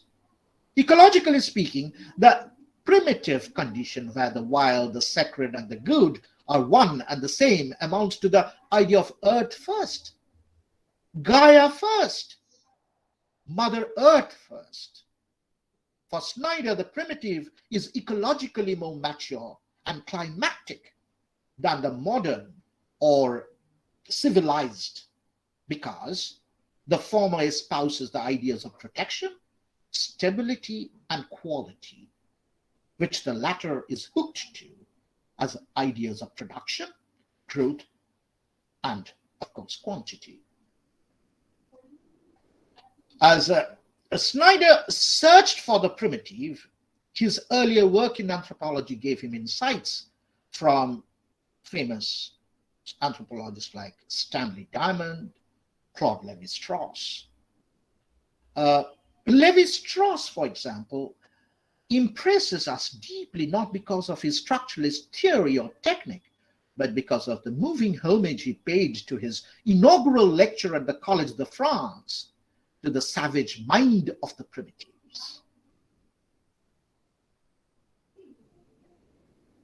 It is a sentiment, we trust, not different from Snyder's own towards the Amerindians. See how Straussian he was. For Snyder, the Amerindians are the first peoples of Turtle Island. Imagine Sundarban with Turtle Island. Try to close your eyes and equate Sundarban with Turtle Island, suffering from almost the same kind of a holocaust induced by human greed and consumption. The native name that he uses for North America in order to signify the first act of re-inhabitation by emulating the ideal of the despoiled original landscape before the European settlement, or better, unsettlement.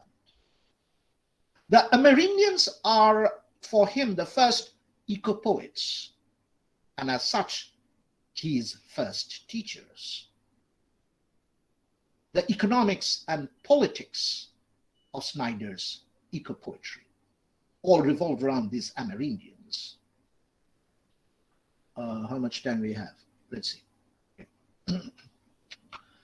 As geopiety is man's reverential attunement to non-human nature, so Snyder's economics and politics are really geoeconomics and geopolitics in post-civilization. That is what you have to remember in mind. Post-civilization. See, don't you think I'm using post-civilization as a dig, as a critique of the kind of status that we maintain today? We have done away with civilization. We don't require the civilization anymore.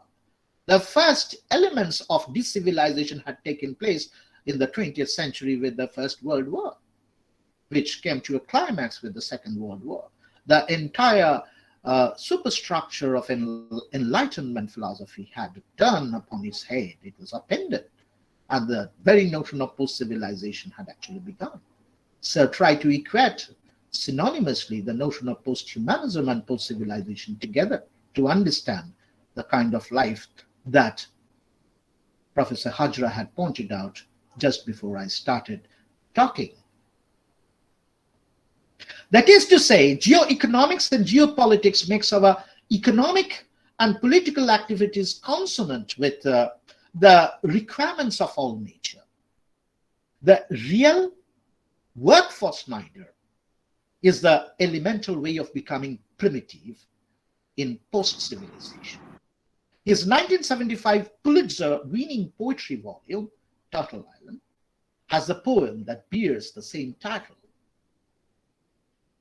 The real work of man is the work that rejects the infantilization of humanity, induced by relying on all kinds of supportive devices, including machine technology. It is a reversal back to notions of infantilism. That is exactly what we don't want. It inculcates in us the old virtue of self-sufficiency and the, you can say, Thoreauesque or Emersonian virtue of self-reliance. Snyder believes that the lack of self-sufficiency is the source of alienation that people experience constantly in their lives and work in contemporary society. It is unhealthy that the entire population of the United States, especially the young, is trying to get out of real work. For Snyder, real work makes us aware of the direct resources of our food and water, and discover not only what our own body can do, but also the unity of mind and body. A large class of infantilized humanity called fossil fuel junkies are really unreal workers. Those who are still caught in the meat of boundless resources and materialistic progress. No progress, quote unquote progress. No progress is that.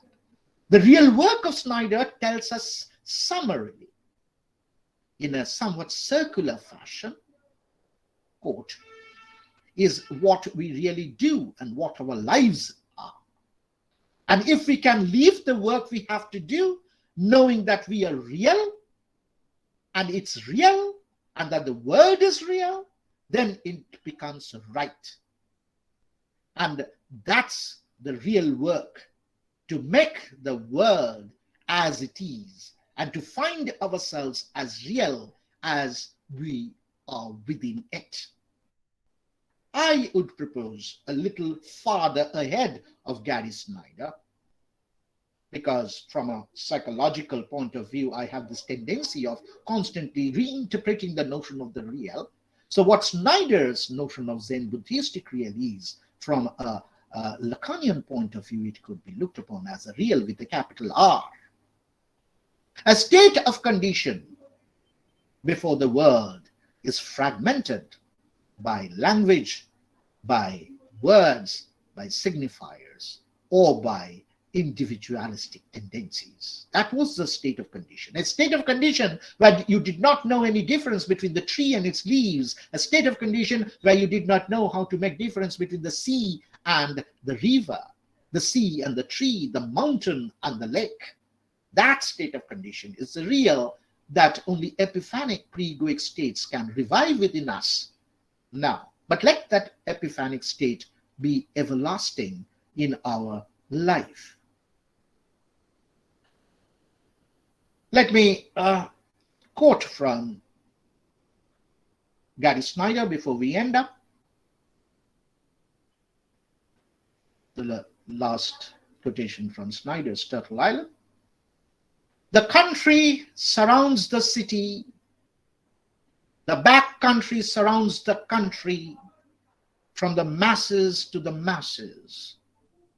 The most revolutionary consciousness is to be found among the most ruthlessly exploited classes: animals, trees, water, air, grasses. We must pass through the stage of the dictatorship of the unconscious before we can hope for the withering away of the states and finally arrive at true communionism. Not communism, communionism. If the capitalists and imperialists are the exploiters, the masses are the workers, and the party is the communist. If civilization is the exploiter, the masses is nature, and the party is the poets. If the abstract rational intellect is the exploiter, the masses is the unconscious, and the party is the yogins. You require to sit quietly in an arbor, in a closet, to pore and reflect upon these lines. You require to feel it rather than have any reflection for that matter. And finally he ends, says, and what is power? And power comes out of the seed syllables of mantras. And power comes out from the seed syllables of mantras. Seed syllables from words. And mantra is equated with the lyre, equated with the conch shell at the very beginning of what we said.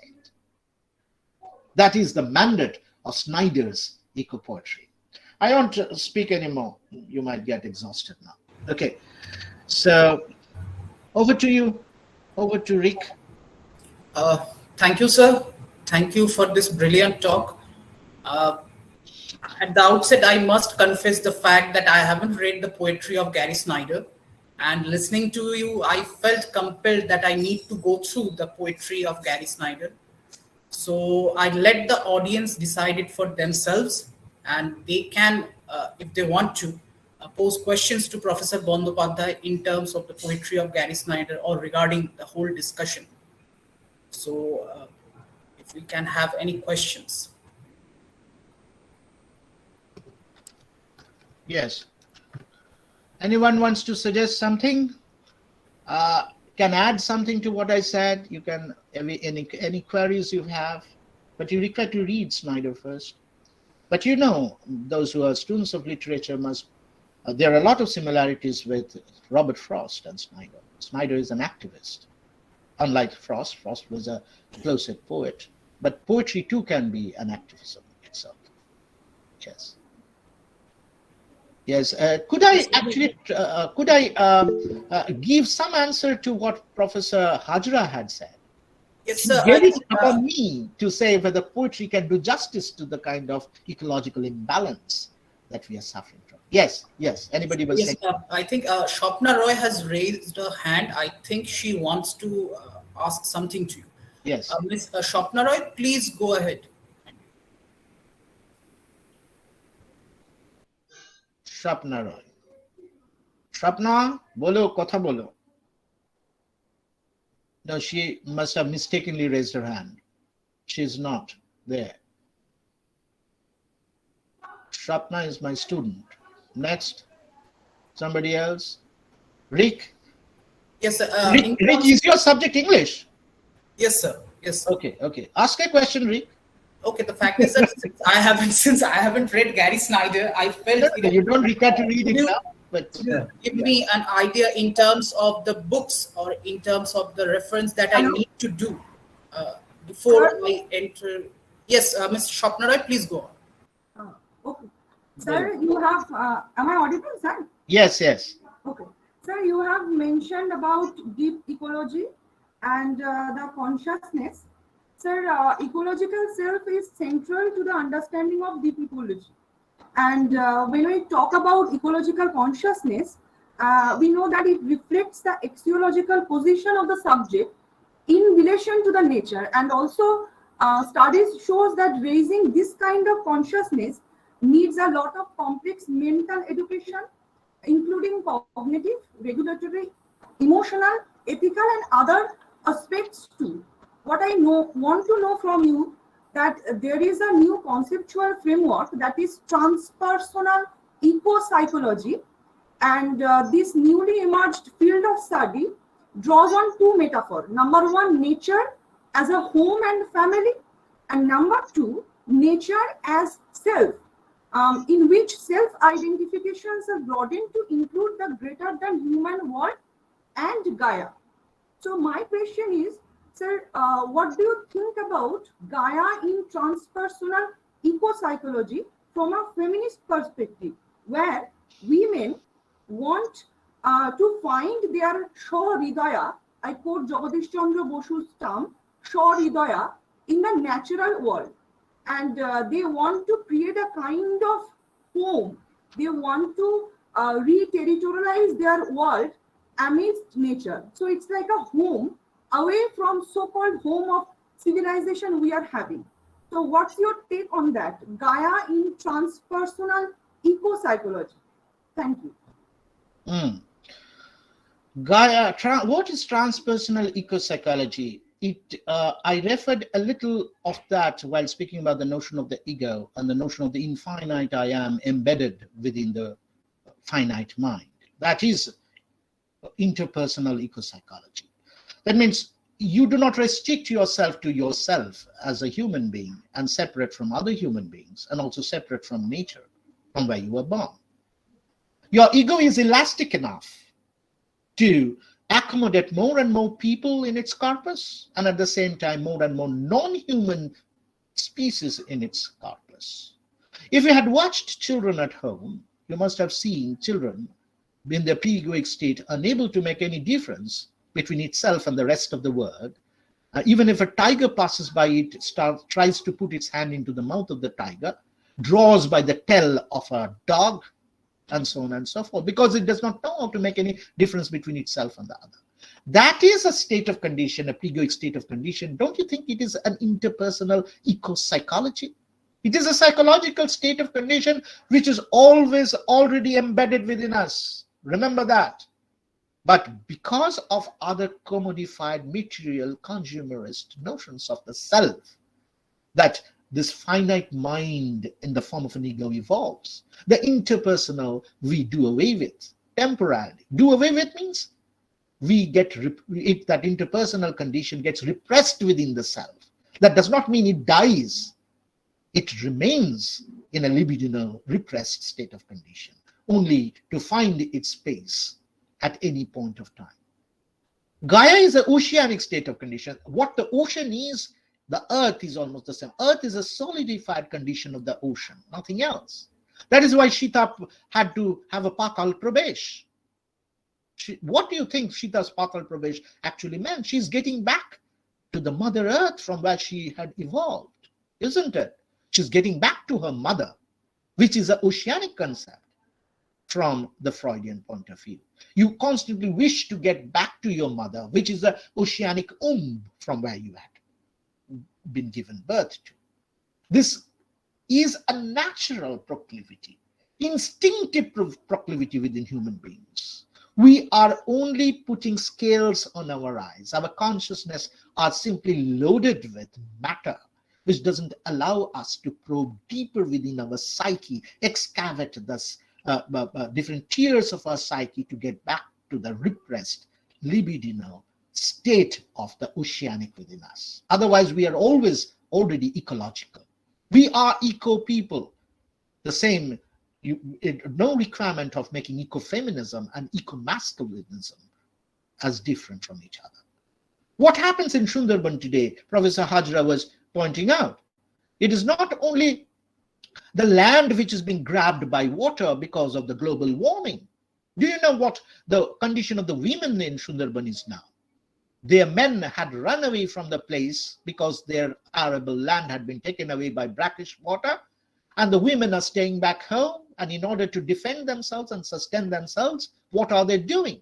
They're simply getting down into the brackish water, in the saline water, in order to search a small fish, small, what do you call, the snails, in order to sell them in the market for the little bit of sustenance they want. And what is this doing?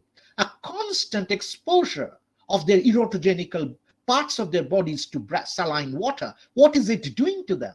Sooner or later, they are having different kinds of gynecological problems because constant exposure to saline water because of their erotogenic parts being exposed to them.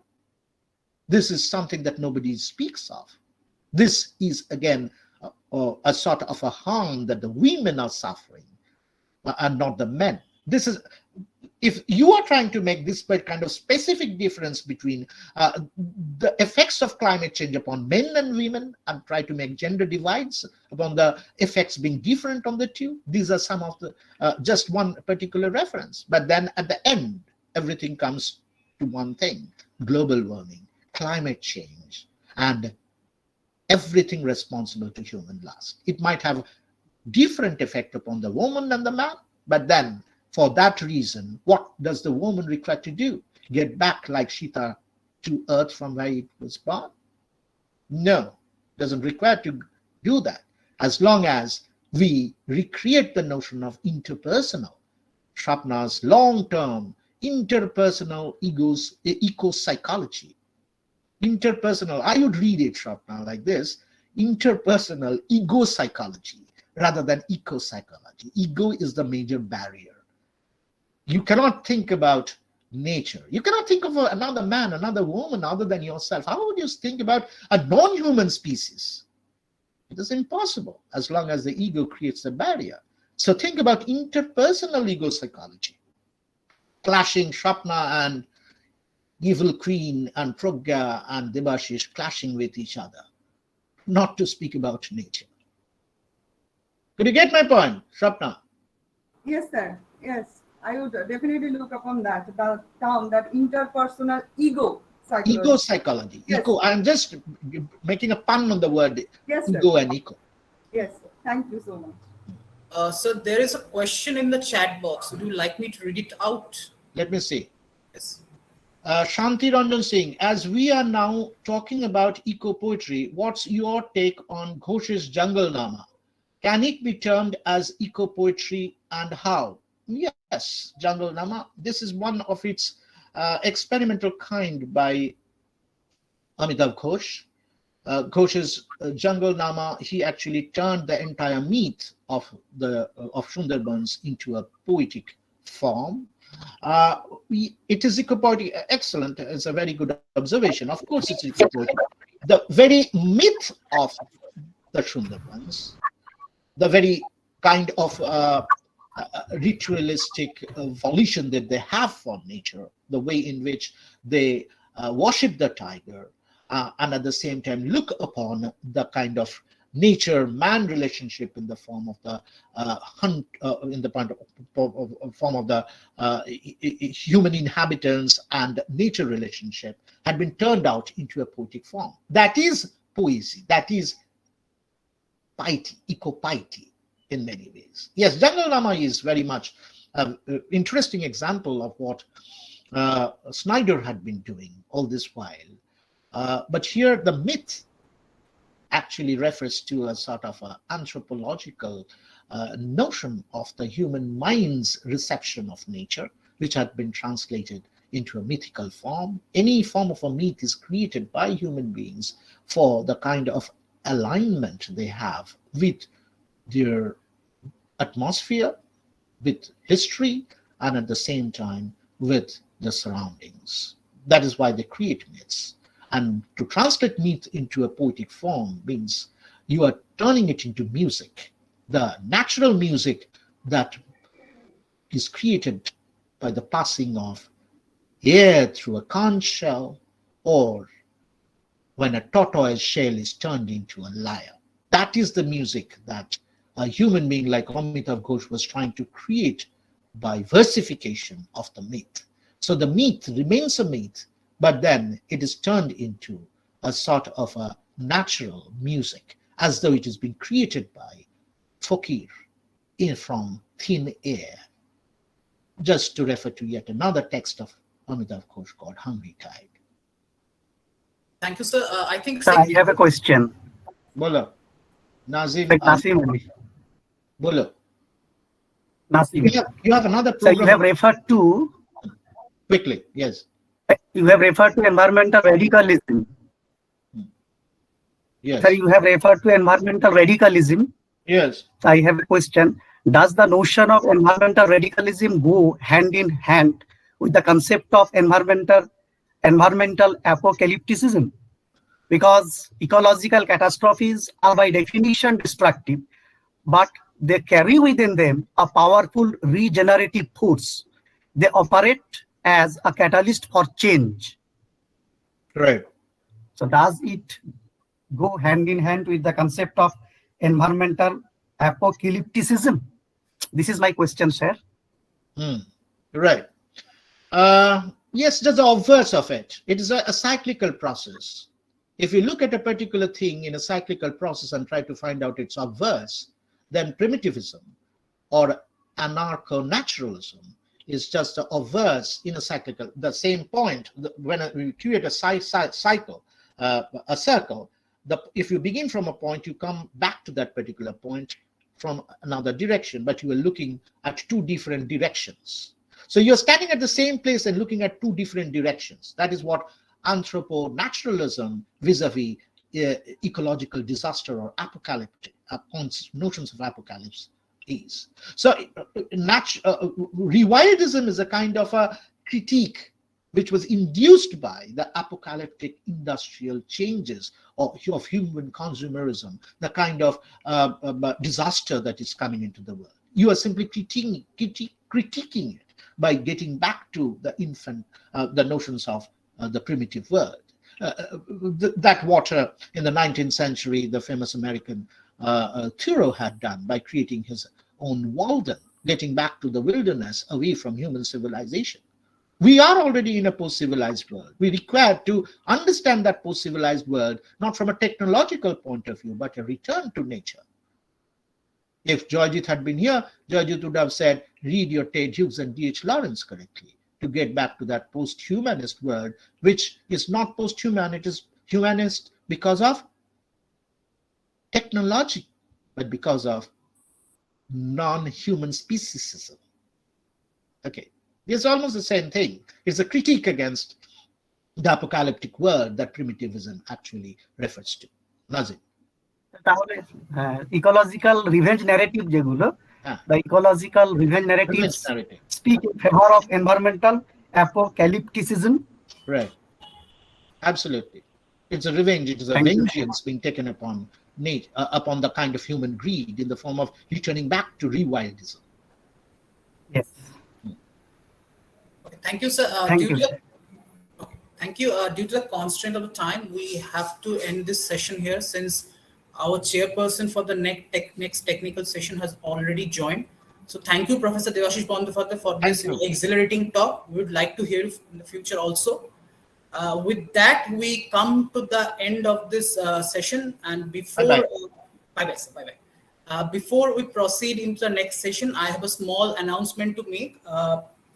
Mr. Ananto Khara, Head of the Department of English of Government General Degree College, Mohanpur, will now be working in terms of program coordinator for the rest of the session, since I have a small presentation to make.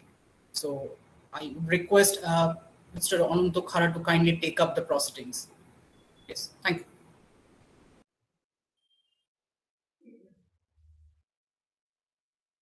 Ananto, unmute yourself. Yes. Thank you, Professor Rick Sarkar. Good evening to all present on this virtual platform. We just listened to wonderful talks by Professor SUGATA HAZRA and Professor DEBASHIS Bandyopadhyay, who are immensely benefited and enriched by their talks, brilliant talks. Now, I thank you, sir, for your wonderful lectures on the topic of the webinar. Now it is time for paper presentation. We are immensely glad to announce that Professor INDRANIL ACHARYA, Professor and Head from Vidyasagar University, Department of English, has joined us. He will chair the session. I request you, sir, to chair the session. But before that, I request Professor Somit Maiti to introduce Professor INDRANIL ACHARYA. Thank you, Mr. Ananto Khara. I'm very delighted in this evening to introduce Dr. INDRANIL ACHARYA to all of you. Dr. INDRANIL ACHARYA is Professor and Head of the Department of English, Vidyasagar University, West Bengal. He completed 2 UGC projects as Principal Investigator on Australian and Indian indigenous traditions in 2008 and 2015 respectively. Dr. Acharya had been the Deputy Coordinator of the UGC SAP program in the Department of English in 2009 to 2014 and State Coordinator of the People's Linguistic Survey of India since 2009. He worked on the documentation and translation of the oral and folk literature of Dalit and tribal communities in West Bengal. Dr. Acharya has also completed 1 UGC innovative research project in 2017 on the endangered tribal languages of South Bengal districts. Dr. Acharya's author or edited or translated books are Beyond the Sense of Belonging, Race, Class, Gender in the Poetry of Yeats and Eliot, published in 2011, Survival and Other Stories, Anthology of Bangla Dalit Stories, published by Orient Black Swan in 2012, Many Colored Glass, published by Macmillan in 2013, Towards Social Change, Essays on Dalit Literature, published by Orient Black Swan in 2014, Listen to the Flames, Texts and Readings from the Margins, published by Oxford University Press in 2016, Paschim Bongher Bhasha, published by Orient Black Swan in 2017, Sriti Biloper Pore, translation of G.N. Devi's After Amnesia, published by Orient Black Swan in 2017, and The Languages of West Bengal, published by Orient Black Swan in 2019. 4 more publications, Mahatma Gandhi in Bangla, Bharati Vidya Bhavan, Geographical Imaginations, Literature and the Spatial Turn, to be published by Oxford University Press, The Almond Flowers and Other Stories, to be published by Orient Black Swan, and Writings from the Sundarbans, to be published by Orient Black Swan.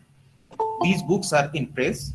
He is also the chief editor of Janajati Darpan, the only international multilingual publication series from Bengal on indigenous studies. Dr. Acharya has presented his research papers in Bridgewater Conference, Virginia, USA in 2015 and Lancaster University, UK in 2015. He had also been a visiting professor to the Department of English, University of Delhi in 2019-20 academic session. So with this very brief introduction, I now request one of my dear teachers, professors, Dr. INDRANIL ACHARYA, to take up the session. Thank you. Thank you, Sir, Thank for you. chairing the session. Now, there are 7 participants in this last technical session. Each of the participants will be given 10 minutes to finish their speech. And after 7 minutes, I will give them a warning so that they can wind up their paper. I just call out the name of the participant and introduce the topic of the paper. First participant, Rick Sarkar, Assistant Professor of Seva Bharati Vidyalaya. He will be talking on Neela Madhav Panda's Kadbi Hawa, Bitter Wind. No, Professor Rick, Ananto, yes. just a minute. Yes, if I am to chair the session, I have to introduce the speakers. Okay. Okay, sir. And I have to introduce the topic. So if there are any, need to remind the speakers about the paucity of time, I think you should intervene at that point of time. Okay. Thank you, sir. And So, Professor Rick Sarkar.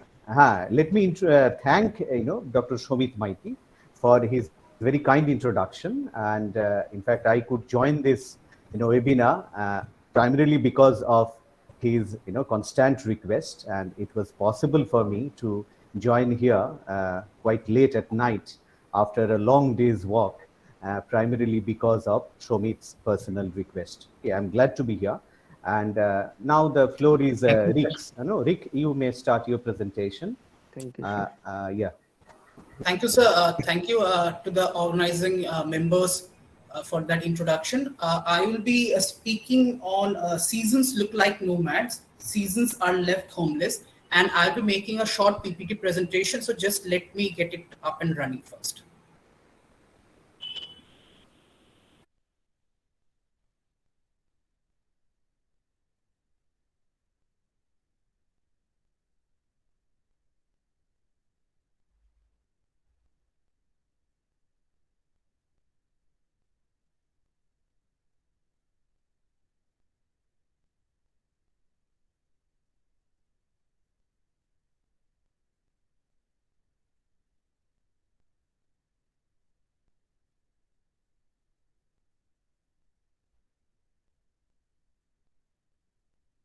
Okay, I think, is it visible now on the screen? No, it's not. Yes, now it's visible. Okay, thank you. First of all, the title of my paper is Seasons Look Like Nomads, Seasons Are Left Homeless, calling out collective indifference to climate change in Neela Madhav Panda's Karvi Hawa. It's actually a film. And the quotation, seasons look like nomads, seasons are left homeless, is taken from a poem by Gulzar of the same name, and I'm just reading out the Hindi version of it. Banjare lagte hai mausam, mausam beghar lagte hai. And I'll be coming to the poem in the later half of my paper at the end of the discussion. Before that, let us see the trailer of the movie.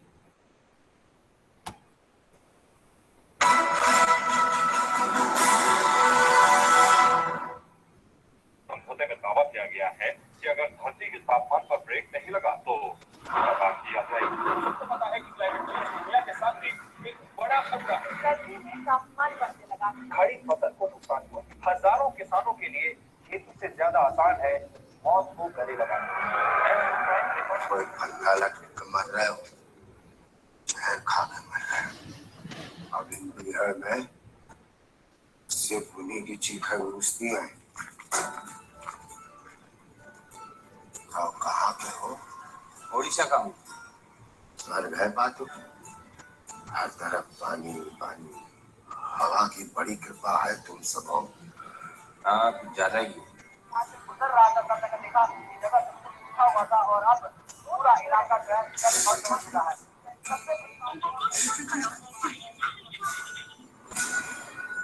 हमारे class में एक लड़का कह रहा है साल में 2 ही मौसम होते हैं, गर्मी और सर्दी। बरसात को कहाँ गो? मौसम बरसात को साल में 2-4 दिन ही पड़ते। हमारे बुक में तो 4 मौसम लिखे हैं। पहले होते तो अब कहीं नहीं। साला भिखारी समझा है क्या? पूरा 2000 रुपए चाहिए तो कोर्ट आना पड़ेगा कल। जब हमारे यहाँ बच्चा जन्म लेना तो हाथ में तकदीर के जगह कर्जे की लकब निकल आते हैं। हाँ क्या करें, सबका अपना अपना मजबूरी।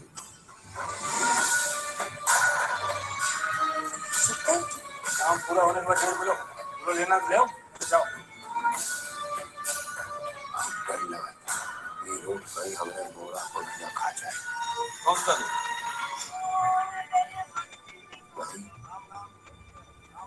हवा।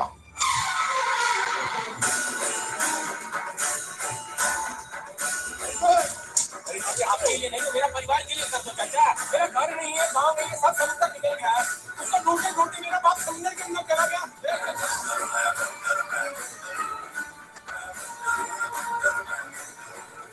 हमारे जमाने में 4 अलग-अलग किस्म से खुशबू लेके आती हो। अब न जाने क्या हो गया उसको, जैसे बीमार हो गई हो।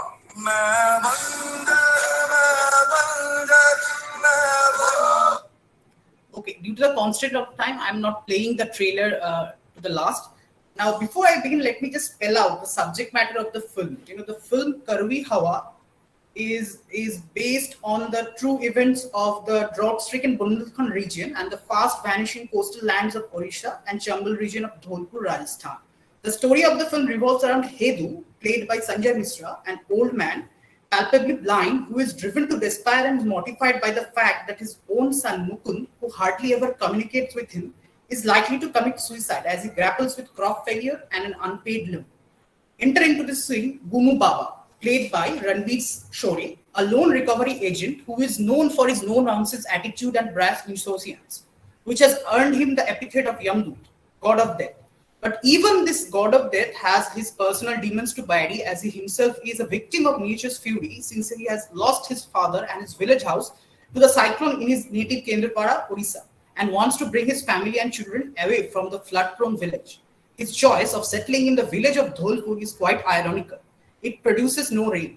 Driven by a common sense of despair, the two enter into a pact where Hedu provides details of information about the farmers to help the loan recovery agent extract maximum money from him. The commission of Hedu gets from Gunu is credited to his son's account, thereby reducing the amount of loan Mukund has taken.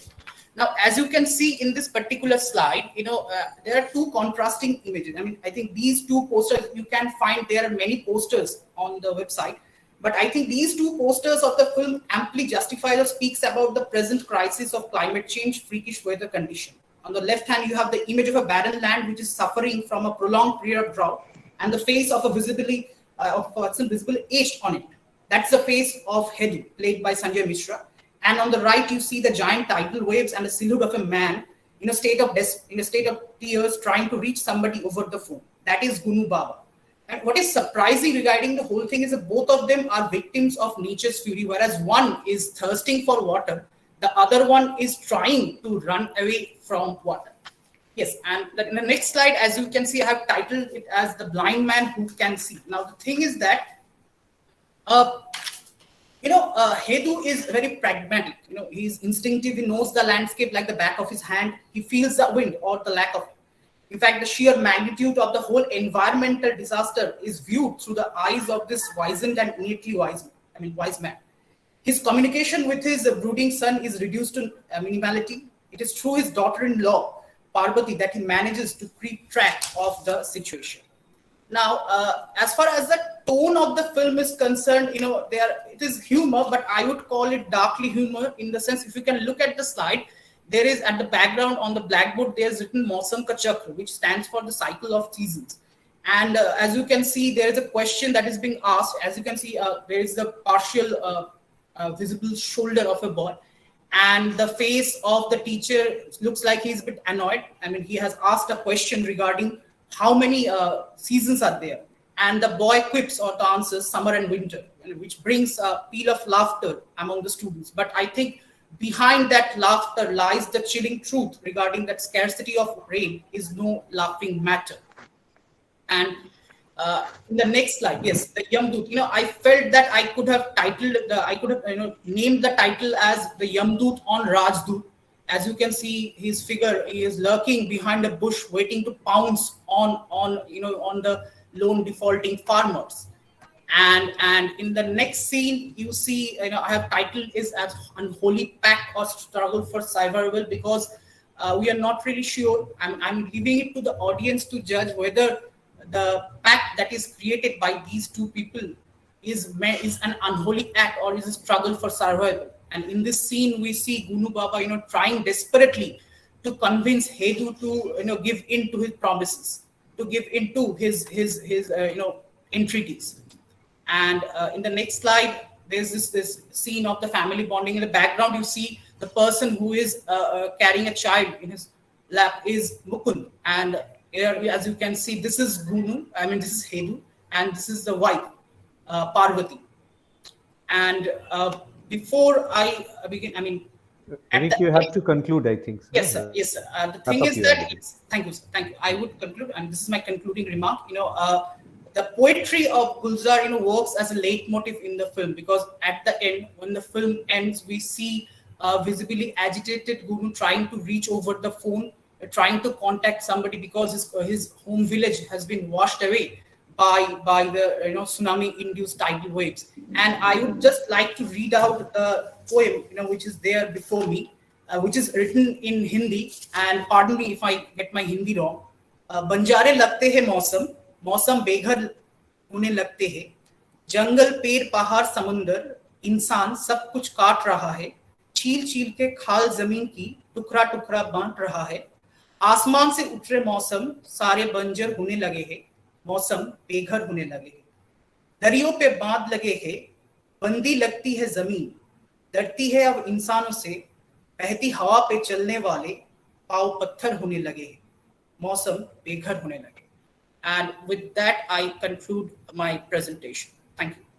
Thank you, Rick, for your wonderful presentation. It was brief. There was a time and scope to expand on the idea, especially the theoretical framework of your paper. I would have loved to, listen to the entire presentation. Sure, sir. Anyway, we know we are running short of time, but once again, your, shots from the film and Gulzar's lyric also remind us of Tita Shakti Nodir Nam, Advaita Mallu Bormon, and also the cinematic representation of Tita Shakti Nodir Nam, or even Meghe Dhaka Tara, where Shupriya Devi is passionately asking for life for survival, in a very drought-prone land where the river has completely dried up. So such apocalyptic insinuations have always been there in literature, particularly in the Bhasha literature, and we find their reflections in contemporary writings and also in films as well. Okay, thank you for your presentation. Thank you. Thank you for your valuable suggestions. Okay.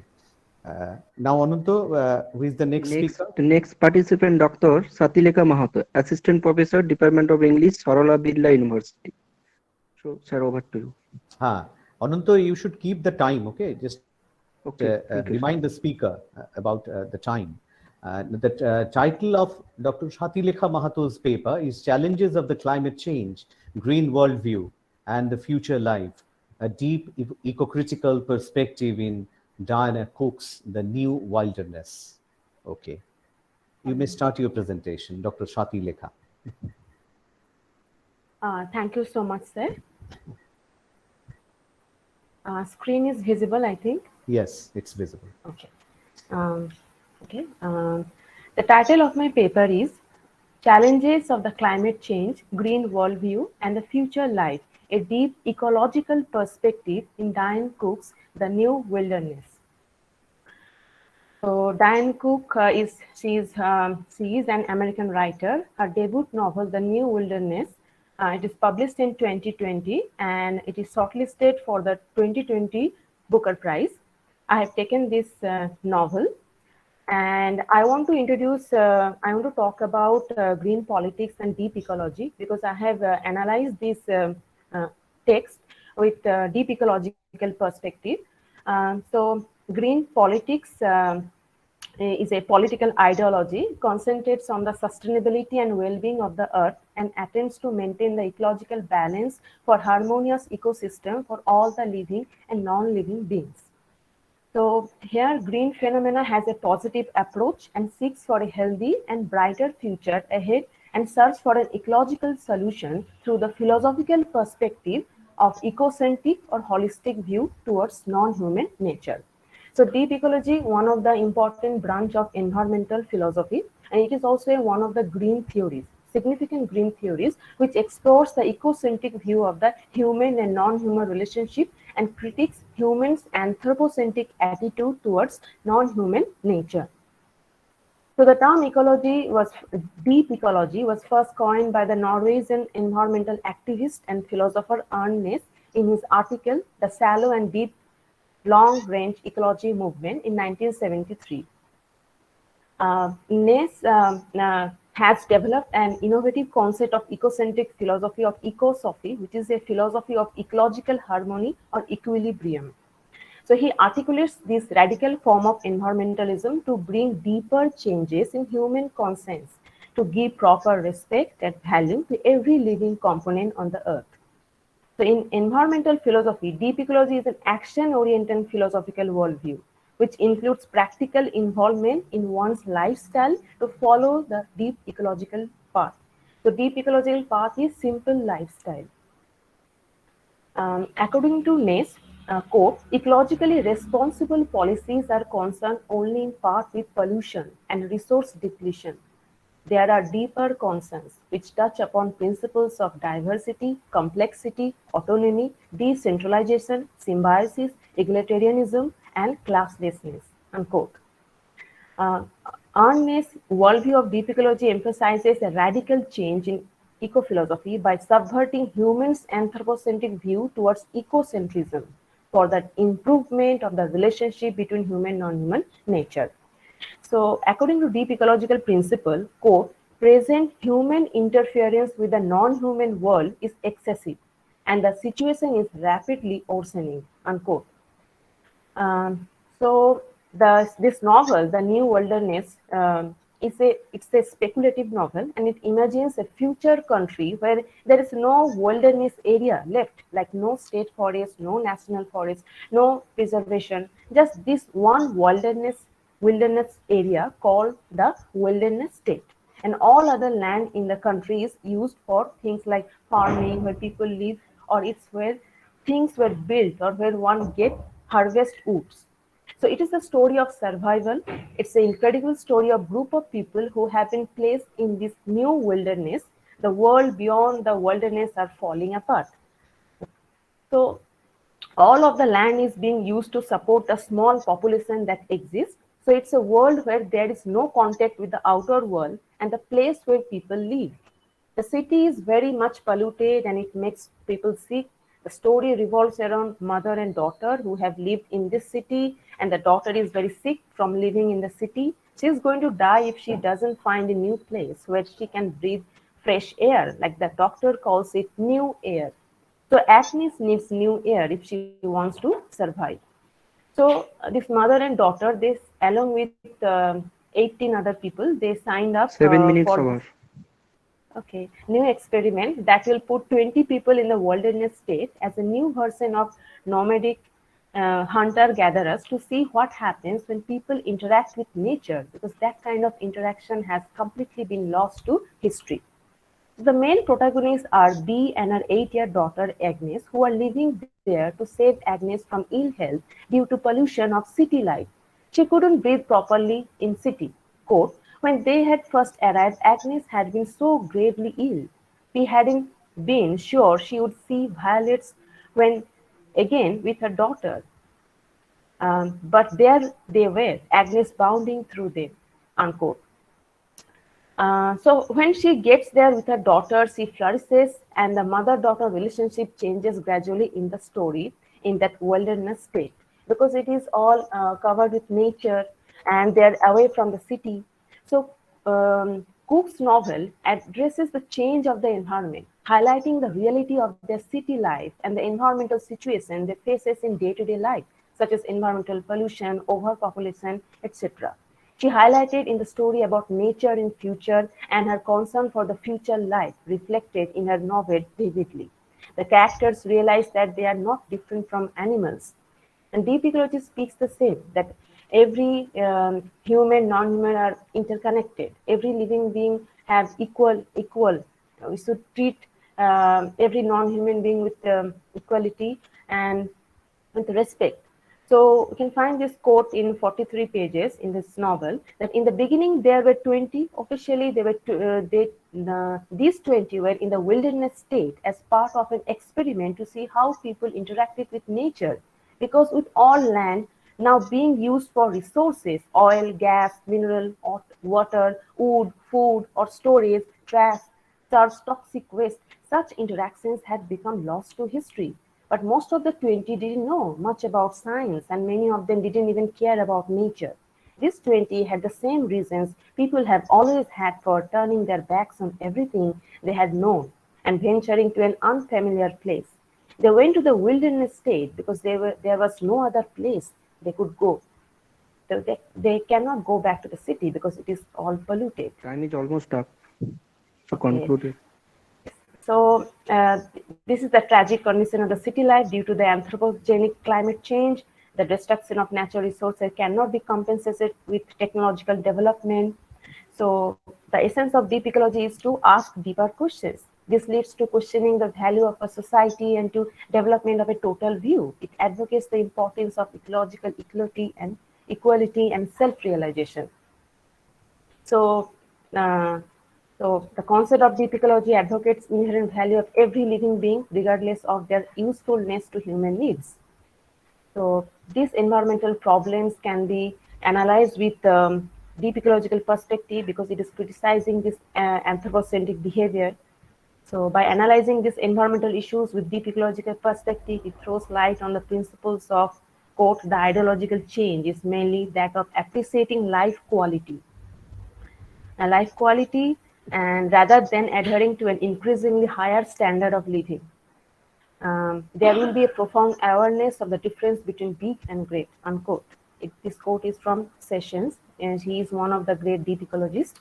So thus, the ecocentric approach of deep ecology gives a holistic view of the living world. And with this perspective, I have analyzed this novel. Thank you so much for giving me this opportunity to present my paper. Thank you, Shati Lekha, for your presentation. In fact, if you look at the Indian situation, you would also find here, we find that still the hunting gathering tribes in different parts of India.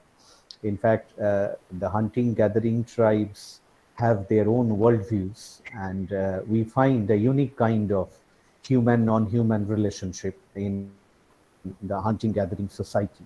So your paper could also focus on the idea of eco-ethnography, as this is also an upcoming area of inquiry, research investigation.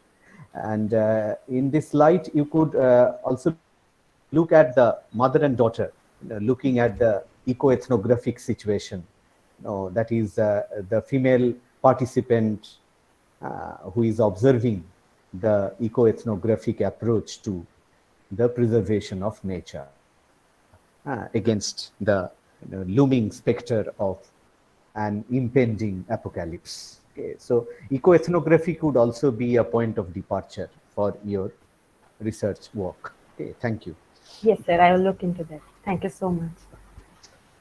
Thank you, sir. Now, next participant, Jinath Khan, research scholar from Delhi University. Sir, over to you. Zinath, are you there? Thank you. Yes, yes. Yes. Am I audible? Yes, you are perfectly audible. Okay, so I'll And be Zinath presenting will screen. be, yeah. So the title of her paper is Decentering Center, okay. Science of Seeing in Contemporary Ecopoetry. You may begin now, Zinath. Yeah. Hello everyone. So the title is Decentering Center, Science of Seeing in Contemporary Ecopoetry. So I begin. Casting a bird's eye on the corpus of literature, especially Eurocentric, one can recognize the patterns in which ideas and forms of evilness and fascism are conceptualized and translated figuratively and theoretically as real and fanciful beasts. Be it successful avant-garde classics like Ionesco Rhinoceros or many modifications of revengeful serpents, from theology To pop culture, at the core of these imagination lie the rationale of anthropocentric gaze, which homogenizes the other world as an irrational and impending danger to the individual's pursuit. Now, in an interlinked world of technological mediation, such perceptions get manufactured through the circulation of hegemonic analogies and representations that fix and inform the relationship of the anthropocentric world with nature. So what eco-poetry does, it emerges amidst these transmission of consciousness as an inquiry into the epistemology of ontology. It foregrounds the questions of ethicality in the representation of the non-human world and the complicity of language in precipitating othering, as the idea of other species is mediated by the constraints of anthropocentric imagination. So first look at what are eco-poetry and eco-poets in the contemporary time. As a subset of nature poetry, eco-poetry in its real spirit operates as a body of protest against the transcendental and elusive retreats of romantic canon by escorting nature into the center as a distinct and heterogeneous entity, as a crucial site for the investigation of damage impacted by years of anthropogenic actions. It has thus brought a paradigm shift in the production of consciousness by re-examining the relationship between the human and non-human world, emerging out of the intersection between language, culture, and nature. So eco-poets therefore can't be naive in the matters of perceptions, as they are involved in the matters of representations. And we can listen to a teacher, Paris, who is teaching eco-poetry course, and he says, so instead of reading just poetry, we also read science journalism and eco-poetry essays, as well as watch documentaries and YouTube videos about concepts like nature, ecology, wilderness, environmental justice, the Anthropocene, extinctions, and climate change. Now, question of anthropomorphism occupies this space. At the center of the writing. In writing eco-poetry lies the question of who is speaking in whose voice. Eco-poetry is bound to have constant interaction with anthropomorphism in its process of rejecting and allowing pathetic fallacy to unfold ecocentric sensitivity. So while a few theorists believe in the remoteness and distinctions of operations by the bodies of nature and humans, there are other parties who are able to afford the ecocentric subjectivities by anthropomorphism. But in either case, an informed eco-poetry demands the explicit complicity of the poetic I, the subject of the poetry, to be surfaced, disallowing the detached stance of the poet as a moralizing judge and spectator. So the celebration of the remoteness of non-human world by deploying their defamiliarized language can be seen in Caribbean poet Edward Kamau Brathwaite's poem Nam Setra, wherein the central voice is of eponymous spider, an ancestral spirit who denounces the poet for his disturbing interventions of the standard English. And as you can see, the kind of formation of language which is happening over here, breaking away from the normative poetic typography. See the first line, under this spider, by using a dot matrix style printer to create a visual vernacular, what Brathwaite calls Sycorax video style, named after the mother of Caliban and the Tempest, all of which invoke the submerged culture of West Indies. So it is interesting that he used the technology and intervention of colonial operations in regulating the third world to register a counter voice. We have another poet, the Julian Saff, who employs the scientific research which has a history of torturous surveillance on the other species to uncover the complexity of unnamed species and transmit the consciousness of urgency. So we see over here many such names, scientific names such as Rotterdam, Noctuid. They are unnamed dragonfly series that she presents to us. Now, the question of species extinctions can also be seen in a poem by Mariam Muth, He Digests Harding Roan, who employs the viewpoint of bird-witted prey by whose gaze hunter is being imagined in the poem. And we see in the first line, the bird watches his cheeks with a maternal concentration. He is being mothering the eggs. How could he, prized for plumes and eggs and used even as riding beast, respect man? Man is described as hiding actor like in ostrich skins. So what we find over here is that they are to empathize beyond humankind. Eco-poets are committing the pathetic fallacy and be charged with the anthropomorphism. And there is a critic, Softo, who defends these techniques by saying that those who refuse to grant animal subjectivities are not cognitive skeptics, but consciousness deniers. Now, poems by indigenous poets also employ anthropomorphism, and we see in Perez' poems Family Trees, he self-identify himself as Chomoru, a writer from Pacific island of Guam, which was occupied by American military bases. And he sharply critiqued the colonial view on nature as a detached object existing to be exploited for mercenary profit. In his poem, he allocates to the world of nature with anthropocentric characteristics. So we see in the poem, like us, they grew in dark wombs, sprouted from seeds, were nourished by the light. Like us, they survived the storms. So we see there is an intimacy that is being built, an identification between human and non-human world. Now the poems, these Only 2 poems minutes are left. 3 minutes, okay. These poems are working against the pastoral nature. The nature cannot afford in contemporary world to be redemptive force and unspoiled retreats in an anthroposense context. And in the present context, the unspoiled pastoral is replaced by necropastoral. And we see this in Ways to Remember by Hawaii poet Brandy Nalani MacDonald. So she is presenting to us a world polluted by by colonial interventions. Earlier, the Wakaki was a fertile marshlands, and now there is a sewage and flooding that is being encountered over here. Now the thoughts are also moving towards what is the future. So we have Graham's poem Dialogue, where she instills this ecological urgency by imagining the far future, a bleak setting of mass expulsions in the near distance. And she also exposes these systems by juxtaposing the long and vertiginously short line to elicit an unsettling feeling. So the work is also happening within the language. And in a similar fashion, we have Ed Robertson, Be Careful, wherein the urgency of care is transmitted. I must be careful. Such things as these. Now we have, of course, avant-garde. In all these poetry, we see an experimentation with the language, and avant-garde does this in its violation of the grammatical conventions of the English language. It aims to construct eco-poetry to represent the nature as distinct from the structure of language utilized by human interactions. But Skinner proposed as anthropology. So we have Evelyn Stryform in this work wherein she is using experimental work, but I wish to return to this Julian South poem wherein she presents an alternative view of we lies at the core of poem, and she asks the question how to move from settle on top to inside, how to move stabilization on the top inside to embrace to not settle.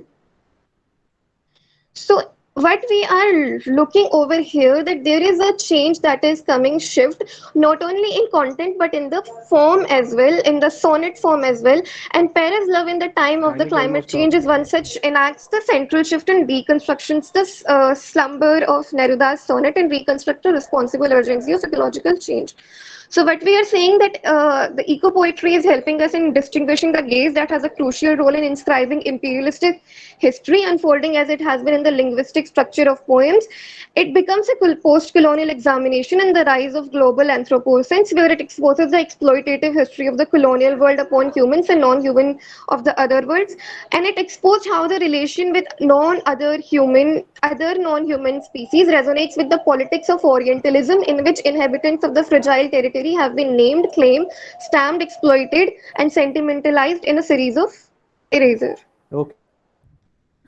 So it was a nice presentation, and you completed it almost in a breathless fashion. In fact, there are examples of such indigenous, eco poetic expressions in Australian Aboriginal poetry, and also in New Zealand, Maori poetry, and other poetic traditions from across the world.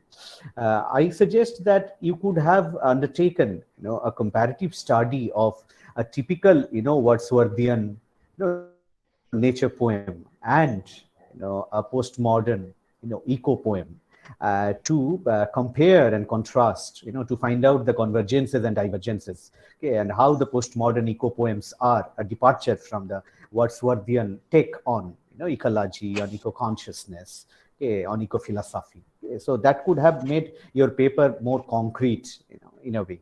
Okay, so that's a suggestion, and all the best for your presentation. Yeah, it was a nice presentation. Next participant, paper presenter, Samiran Mondol, independent scholar. Okay, over to you, sir. Samiran, are you there? Yes, sir, I am here. Yes, the title of Samiran's paper is Post-Colonial and Eco-Critical Study in Anita Desai's Fire on the Mountain. Okay, your time starts now, Samiran. Good evening, everyone. Good evening, sir. I'm sharing the front page of the novel.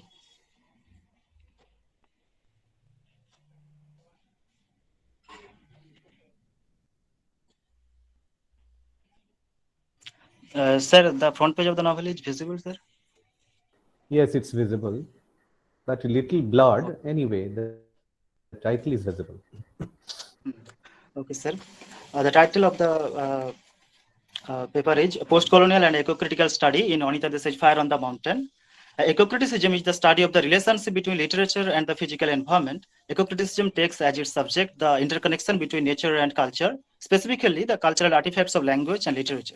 As a critical stance, it has one foot in literature and other on land. As a theoretical discourse, it negotiates between the human and non-human. Post-colonial eco-criticism tries to explore the roots existing between environment and the empire by bringing environmental historians and ecological and colonial legacies in conversation with each other. Post-colonial eco-criticism gives voice to this complex conversation since the deluge, as deluge and Handley argue, quote unquote, sir, to deny colonial and environmental histories as mutually constitutive misses the central role in exploitation of cultural and natural resource plays in any imperial project. Post-colonial eco-critics believe that the landscape of the post-colonial global south stand to study as a testimony to the violent process of colonialism landscapes that have been saturated with the traumas of conquest. This paper makes an attempt to study how nature plays vital role in reshaping and restructuring human life, as well as how human developmental practice corrupt and discredit the environment. Moreover, it carries out the study of Anita Desai's Fire on the Mountain, published in 1977, in the backdrop of eco-critical and post-colonial ideas in order to justify Desai's vision of nature and its relationship with the human in the novel.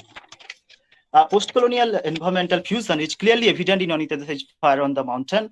Post-colonial eco-criticism preserves the aesthetic function of the novel while drawing attention to its social and political usefulness. Its capacity to set our symbolic guidelines for the material transformation of the world.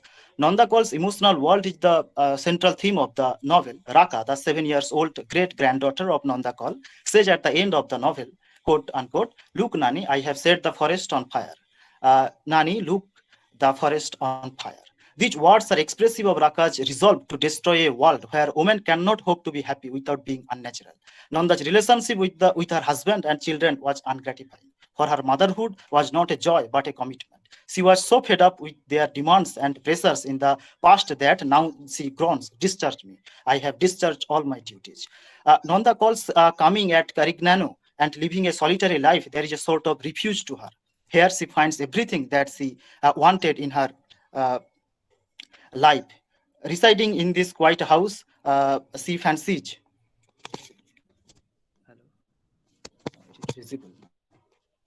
Nanda Kaul's relationship with her husband and children was ungratifying. For her motherhood was not a joy but a commitment. She was so fed up with their demands and pressures in the past that now she groans, "Discharge me." Nanda is attracted to Carignano for its barrenness. The lonely house is symbolic of the secluded life of Nanda. The barrenness is associated with the essential human condition, alienation. Her solitariness was broken in the sight of an eagle and a bright hoopie. As Nanda sits alone, she wishes to be like the eagle to repose and to be in control and imitate with the eyes closed. Nanda is desperate for a life without origin. The barrenness of the place and the setting of Carignano revealed the unnatural, plastic, artificial world she had resorted to living. Nanda's quest for perfect stillness is thwarted with the sudden arrival of a letter from her elder daughter, Asa, who still expects her to discharge some more duties. Quote unquote, discharge Mama. Now I have persuaded Tara into going to Geneva and Rakesh into taking her. The problem is, of course, Raka. Tara thought I could take Raka with me, but that is quite out of question. She's very weak. She's very weak, so Tara and I have decided it will be best to send her to you for the summer. And I know how happy it will make you to have your great-grandchild for company in the lonely house. Raka is unlike the other ordinary child. Unlike them, she doesn't feel attracted towards the cheerful and gay aspects of nature, but towards its uncanny place and things. If Nanda Kal is a recluse out of vengeance for a long life of duty and obligation, her great-grandchild was a recluse by nature, by instinct. She had not arrived at this condition by a long route of rejection and sacrifice. She was born to it, simply. The ecological aspect plays a key role in reflecting the life of characters purely and clearly. Eco-criticism envelops those landscapes to employ image that construct meaningful looks between nature and human. Nature is more important to Raka than human company, and she conjoins a lot of her thinking and ability to recognize the world through nature rather than on human terms, which she finds uncomfortable to live with. The ambivalence is nicely expressed, quote unquote. No one ever come here but Raka and Kapus that sung and sung invisibly. These were not the dutiful domestic birds that called Nanda Kal to attention at Carignano. The world of nature is the place of her own where she could be herself. Kasuli, a hill station, is presented as a barren, dry, unattractive place surrounded by scenes of past and present forest. Fires and always threatened with a new one. Nanda Kal's choice of a house at such place becomes the focal point of this dry and burnt landscape, which is in fact symbolizes the inner self of the protagonist. Post-colonial eco-criticism is concerned with the dilemma involved in conserving endangered ecosystems, when the livelihood of local people is simultaneously put at risk. Post-colonialism concerns itself with the struggle against oppression and injustice enacted by colonizers. Post-colonialism, eco-criticism, and feminism share 7 minutes over. With equal significance, women have turned into the position of the other, colonized by various forms of patriarchal dominion and of difference in many diverse societies of the world. Post-colonial Indian women are doubly colonized by both imperial and patriarchal ideologies. When Iladas arrives at Carignano, some more facets of oppression come out. Her arrival really turns out to be more than an interruption, because she herself is a call to the battle against a patriarchal system that has brutally oppressed all three women since birth. Iladas is a socialist feminist, but her feminism is not approved by the male hegemony, and she has to pay for it with her life. She is brutally raped and murdered by one Preet Singh, whose attempt to marry her 11-year-old daughter to an old widower, a father of 6 children, was restricted by her. Iladas is described as an old animal that has been made to run before the hounds. Her family's decline becomes complete when her brother squanders the family fortune as a born fighter. She never tries to escape from the harsh realities of her life like Nanda. Iladas is an epitome of what Desai is attacking, the colonial structure, which insight, imagination, and our communal ethics, which perpetuated women's dependency by denying them any access to change or history. A woman like Iladas continued to live in a world that refused to see, whilst the society itself was undergoing radical change under the British Raj. Raka sets the forest on fire as a gesture of defiance and a significant refusal of the existing order. The fire serves a purificatory function. It not only cleans and purifies the helps to realize the truth, the liberation of women as a vital and unconditional truth. Desai explains the gestures of burning the forest when she says, quote unquote, "Don't you see it? It is because she is the only absolutely pure character amongst all the others, and she doesn't want to have anything to do with all the lies and illusions in which the other characters are living." The fire purges the dark secrets that the characters carry with themselves throughout their lives and removes all kinds of pretensions and blades and rage the hill to a scared terrain. The scared terrain is representative of the social condition in the modern context where nature and women are ravaged. Desai explores this struggle to emancipate oneself from the cultural tradition and a life of familial bonds to convey self-identity in some remote, inaccessible, or secluded place. The retreat of the wilderness provides the composer, though the characters take time out from their urban lifestyle, not to seek pleasure, but to create a space for themselves, which they are deprived of in their urban home. Pleasure seeking is not the purpose of the such semi-neurotic women characters. They come to rural space to escape the grimy realities of the social and cultural tradition that then confine their identity, the humdrum of drudgery, household and familial responsibility that extract their sensibilities to the core. Timing Thank up. you, sir. Thank you, Shomiran, for your presentation. In fact, this has been an overworked area of research. Instead of taking only one novel of Anita Desai, you could have taken her other novels as well, and you could have created a framework of comparison and contrast, the different narrative approaches which Desai adopts in the other novels. And you could also place her in the glorious tradition of Indian English novelists who have taken up eco-critical concerns in a major way, like Kamala Markandeya, or in a later stage by Kiran Desai. So that could create a very good comparatist perspective, and that would definitely enrich your paper. Instead of putting Anita Desai in isolation, you should place her in a comparatist framework. Okay, thank you. Okay, sir. Thank you, sir. Ananto, the next one. Next participant is Dr. Pragyan Poddoja Behara. She is independent scholar. So, sir, over to you. Is he available, Pragyan? Yes. Yes, Pragyan Padmaja Behra. Okay, the title of her paper is Wilderness and Human Rights in Diane Cook's The New Wilderness. Okay, so there are two presenters presenting on the same novel by the same novelist. Okay, time starts now. Pragyan. Yes, I'll just share my screen. Is it visible now? Yes, Visible, yes, go on. Yeah. Okay. Good evening. The title of my paper is Wilderness and Human Rights in Diane Cook's The New Wilderness. It's futuristic fiction, but most of the issues that are presented in the novel, that are discussed in the novel, are very much relevant to the contemporary times. It is set in the near future in an unnamed country where environmental degradation has reached an extreme point and the authorities are looking for alternatives.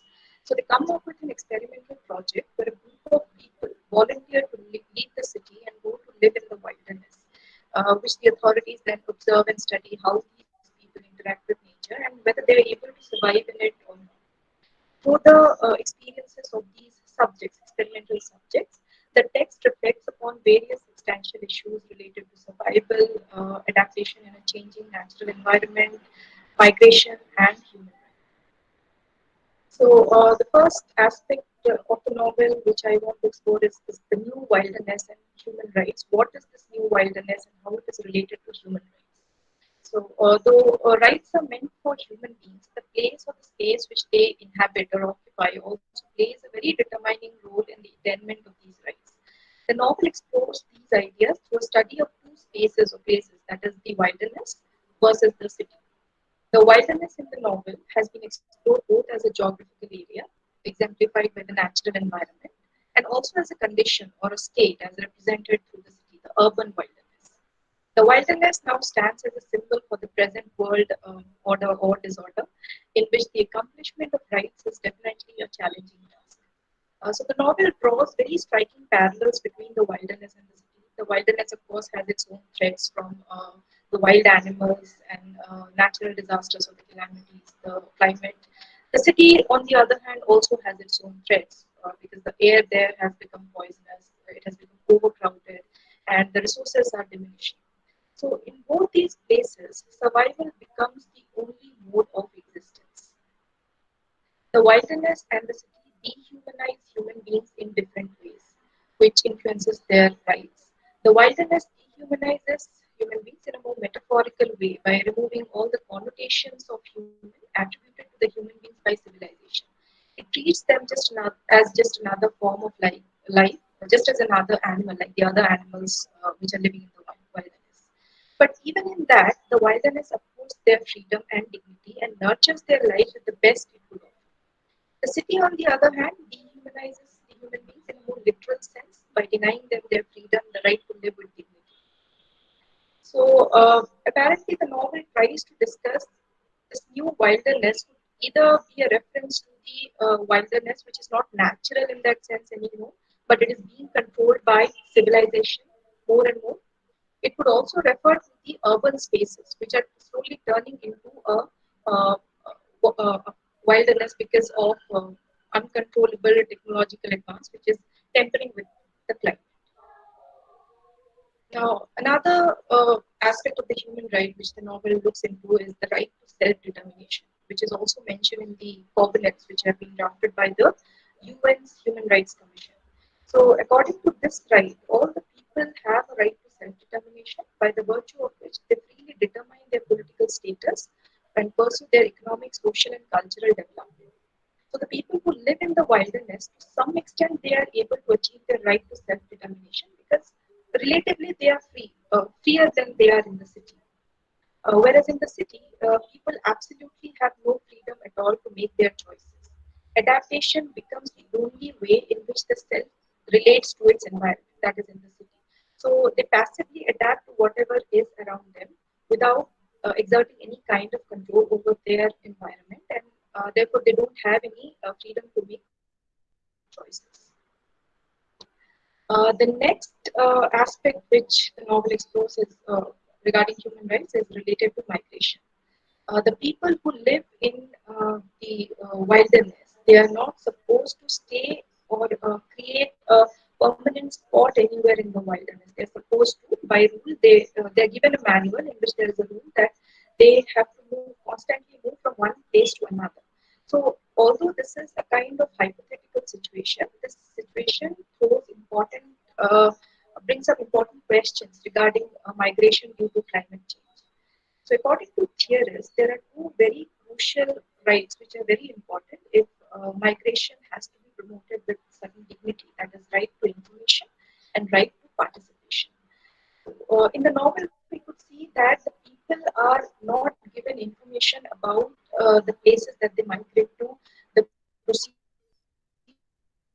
of the migration, and the routes that they are supposed to take, which is very much real. It happens sometimes in real life migrations as well. So when this kind of information is not given them, it kind of puts their life into risk, and their travel or migration becomes dangerous at times. So in case, if the people have to be guaranteed safe migration, they need to have this right to information. Second, right to participation, which basically means that the people who have migrated should get a right to participate in the social, cultural, and political matters of the host country. Which again, through a hypothetical situation, we can see in the novel that these subjects who live in the wilderness, they don't get to participate in the 7 minutes over. So conclude within sure, time. Yeah, sure, sir. I'll finish. So they don't get a right to participate in the decision-making process regarding their future course of action. So this hampers their citizenship to some extent. And also when these subjects return to the city, they are not allowed to stay in the main or the center city.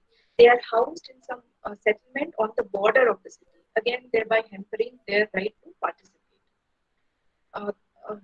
This section also looks at the right to one's history and culture, because migration affects this kind of a right. Now, this is not a right which has been guaranteed or specified by the UN or any organization as such.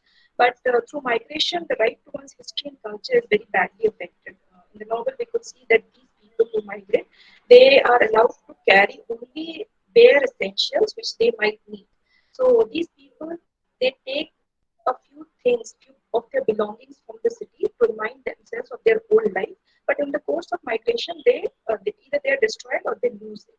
So migration in these cases does not mean just uprooting from one's land, but also from one's history and culture, which affects the identity of these people. The novel concludes by providing two kinds of solution to problems created by climate change. Either there will be a return, so there could be a return to an extremely primordial way of life, that is to the wilderness. But the novel shows that this might not be a success because other rights like right to health, right to education, right to house, these kind of things might get affected. The second solution which the novel proposes is by creating liminal spaces. Towards the end of the novel, we could see that small townships are being built on the border where the wilderness meets the city. On these border areas, they are building small townships which kind of balance nature and civilization. So only these spaces can guarantee the most important right to human beings, that is their right to life. But again, the question still remains, who are the ones who will have the right to access these places? Will the state authorities be able to provide these amenities to all citizens without discrimination?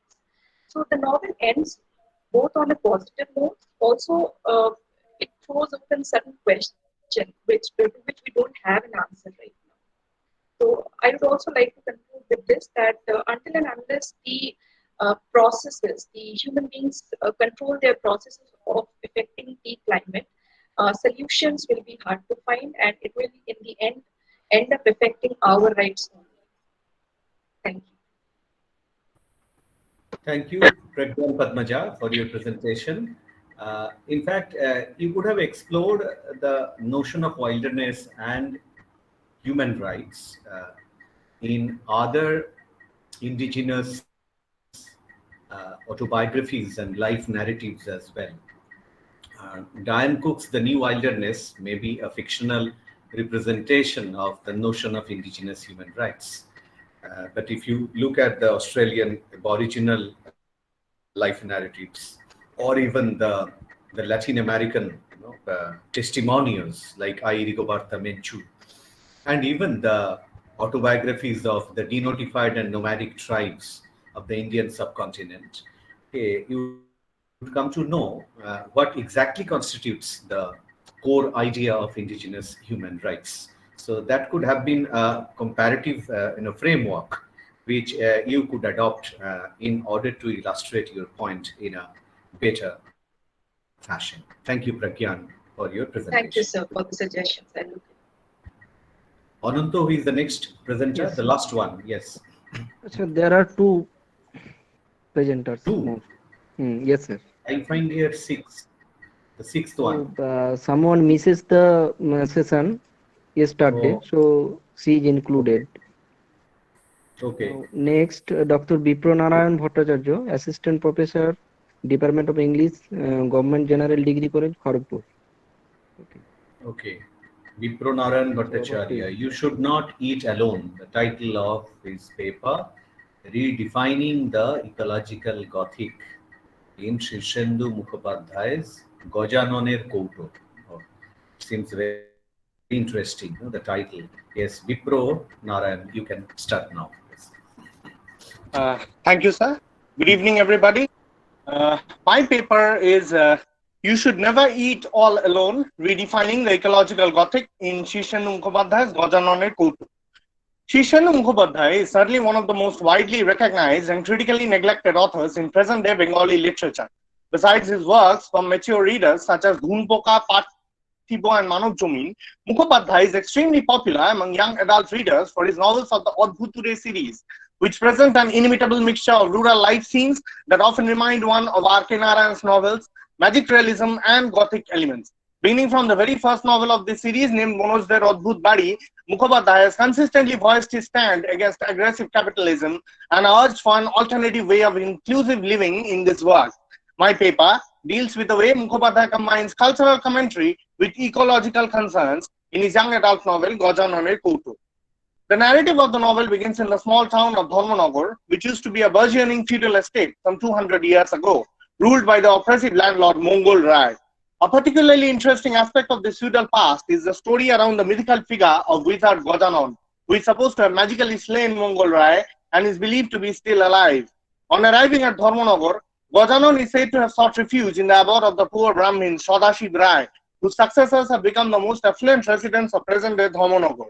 The myth around Gajanan attracts the disbelief of Gandharva, the scientifically minded 8th generation descendant of Sadashiv, who believes in a strictly rational view of things. However, his position is problematized by Shashon Bhattacharya, an elderly Brahmin residing at Dharmanagar. I quote, Gandharva nodded and said, not exactly, I am trying to break a myth.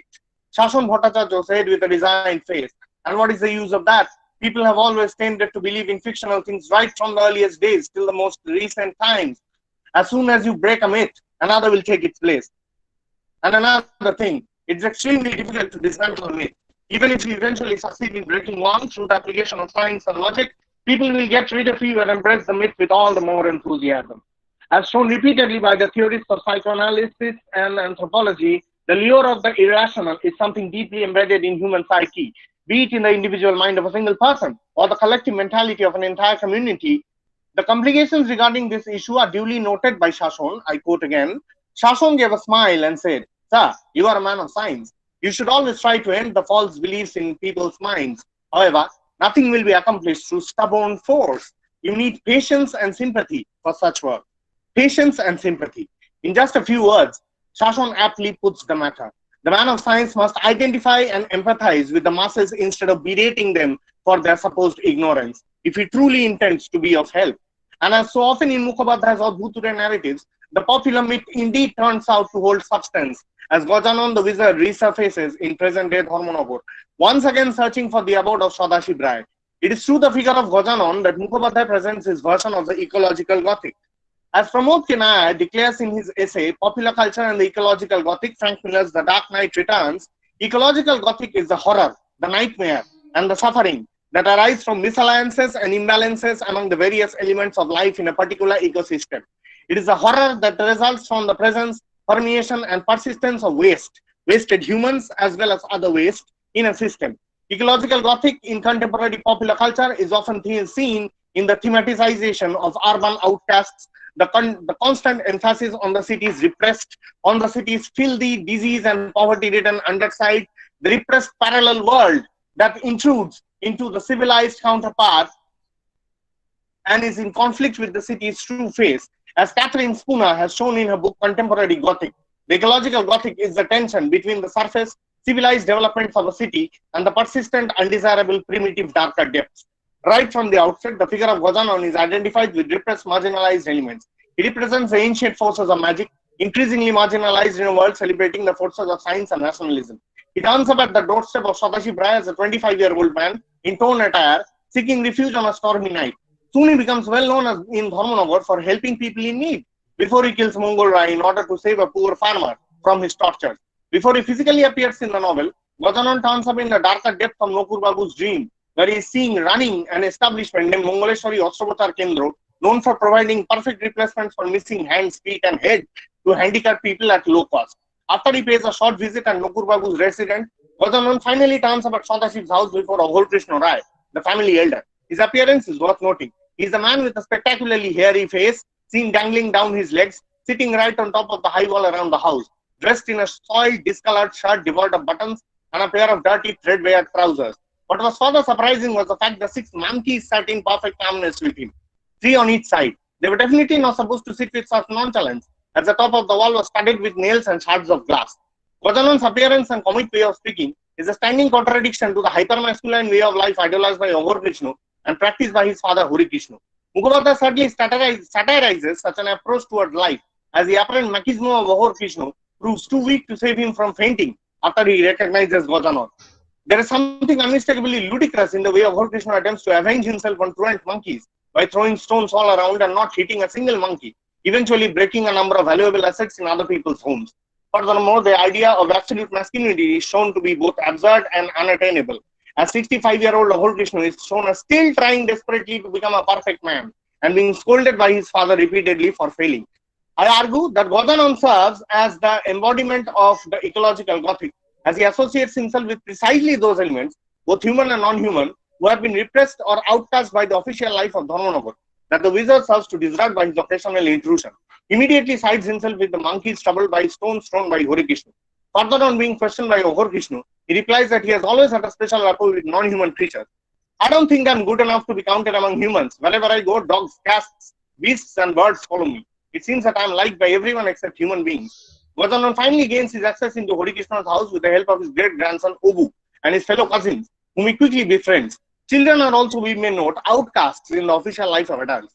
Obu decides to hide him at a small chamber in the lowest or deepest story of the house, which is filled with filthy, old and useless furniture, a space repressed and marginalized in the current life of the residents.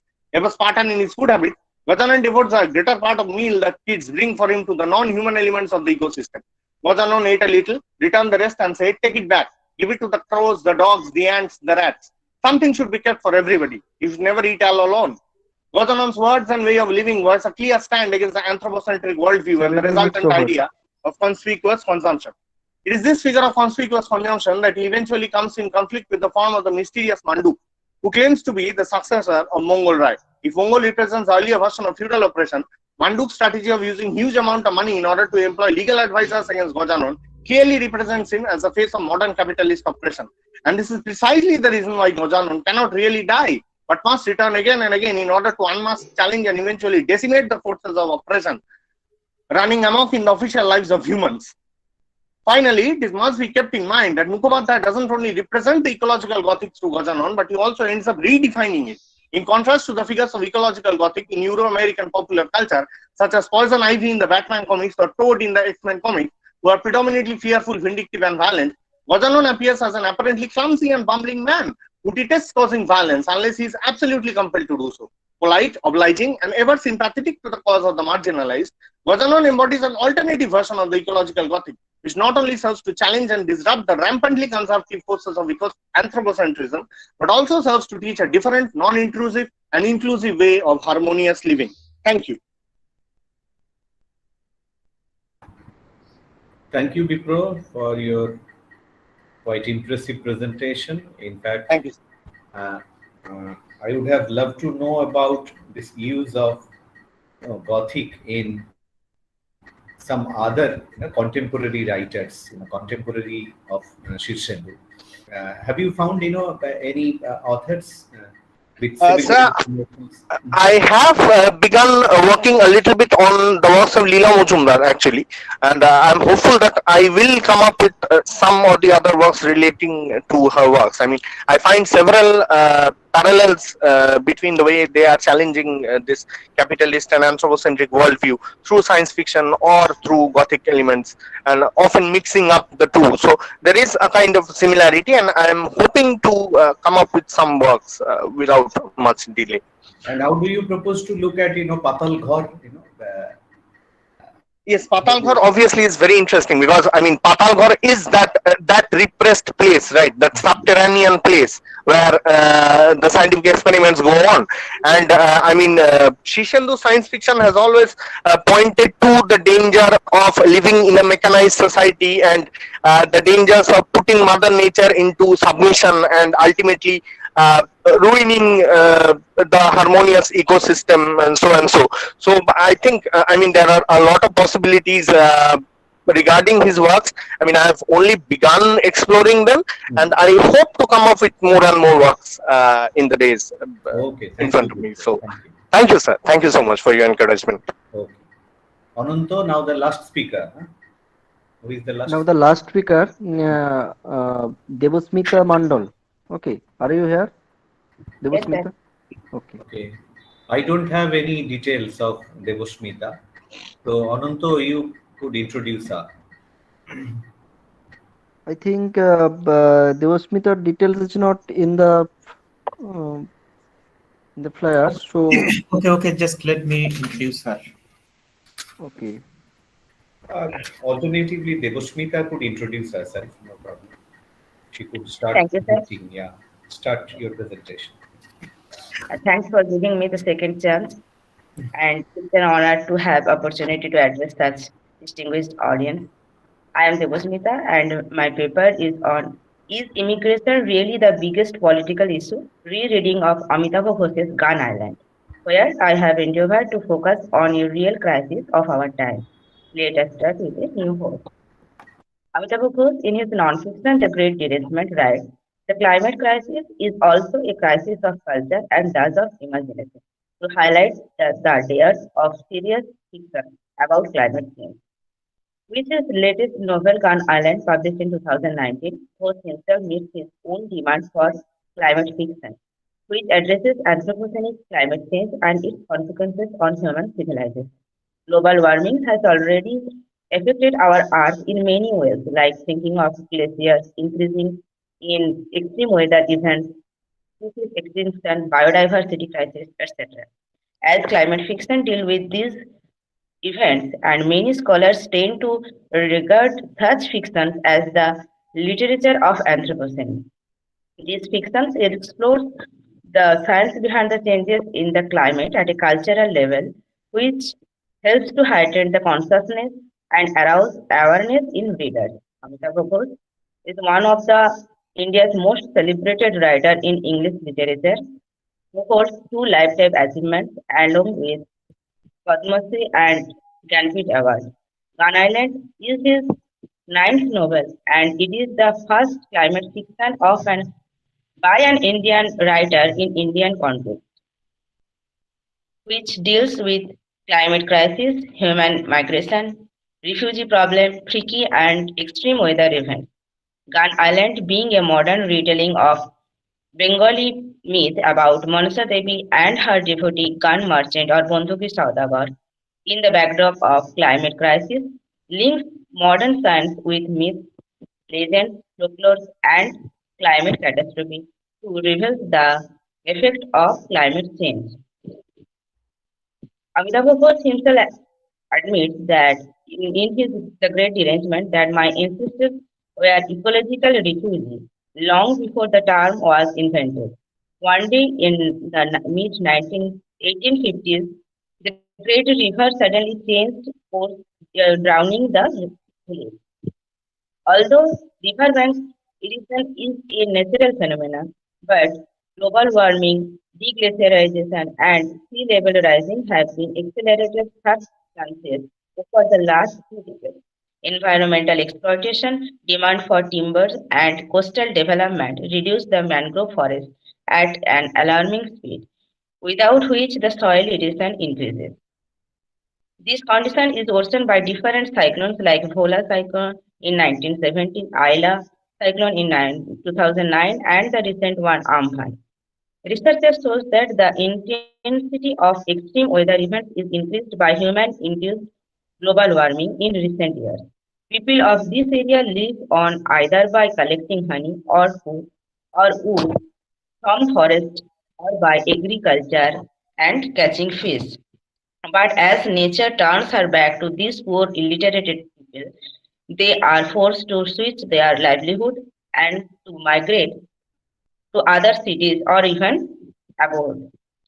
Horen Noskar in the novel had been in fishing business, but after the cyclone Ayla, the dull fish market compelled him to the tourism industry. As these poorest of poor people are left with a very limited source of income, human traffickers had descended in swarms, treating women off to distant brothels and transport able-bodied men to work sites in far-away cities or even abroad. Page number 49.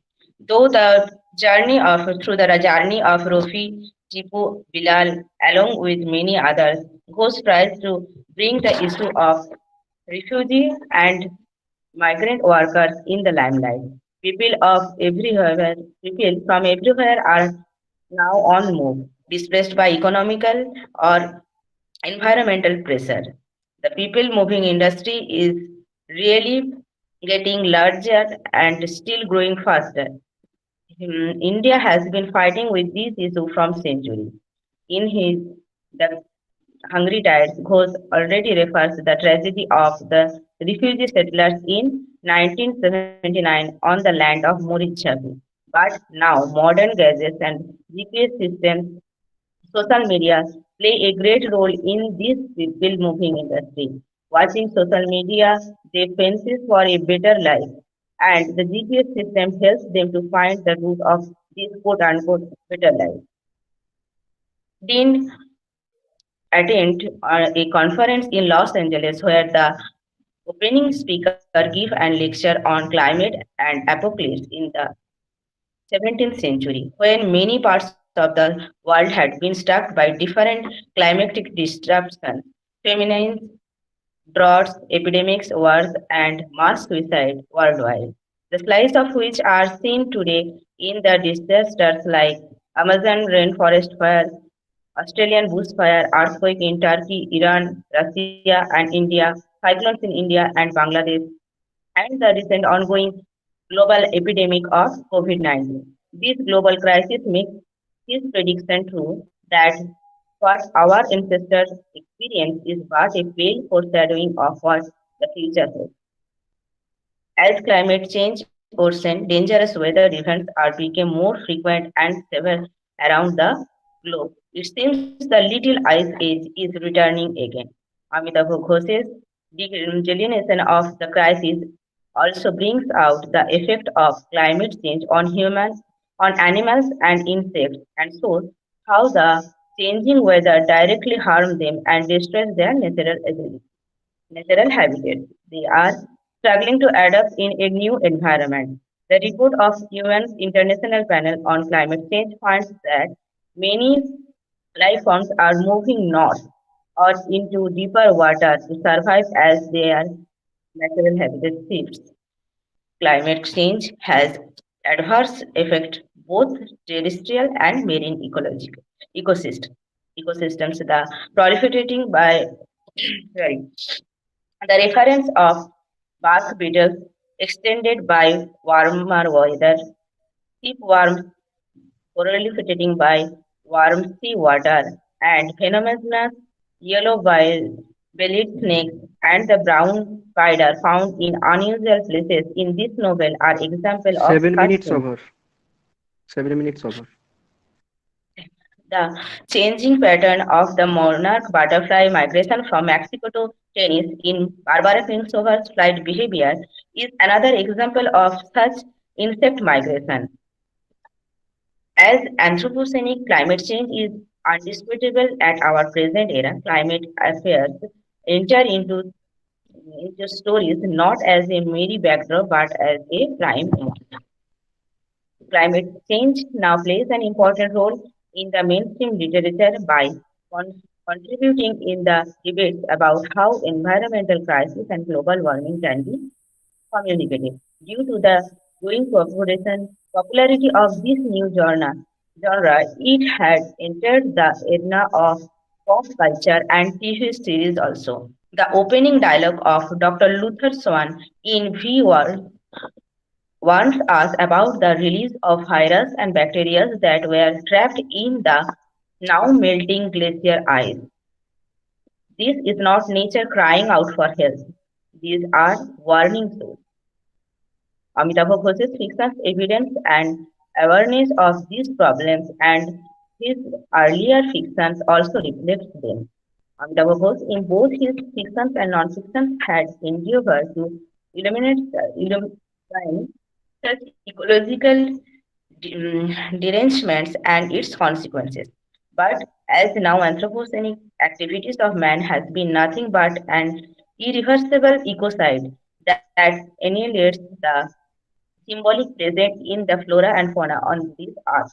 He chooses the newer genre climate fiction to warn us that if urgent correctiveness measures are not devised and implemented, the fate of human will be in danger. In this novel, he explores the nature of global environmental changes in 19th and 20th century and its consequences. Thank His you, novel, Peter. I hope the time is up. What is the status? Ananto? Yes, sir. Time is up. Time is up, yes. So thank you, Debushmita, for your presentation. And Amitabh Ghosh also relied heavily on local history and local research. He is a practicing anthropologist, so he also took into account the ethnographic records available in the local area for writing his novel. So have you taken into account the local history, the local ethnographic account? that talks about the environmental degradation and the Amitabh anxiety of apocalypse. Yeah. Ghosh himself searched on this particular area, Sundarban, for a long time, and what he found that the immersion of land erosion is happened frequently in recent times, and which is a very alarming issue. And the people who are particular on this area have to immigrate on the other states or even abroad, like the Bilal or Tipu. They moved Europe or Venice, particularly in Venice town, where for a better future. They don't like to live like the old livelihood. They don't want to live there or resettle in that particular area. Okay. Thank you, Devashmita.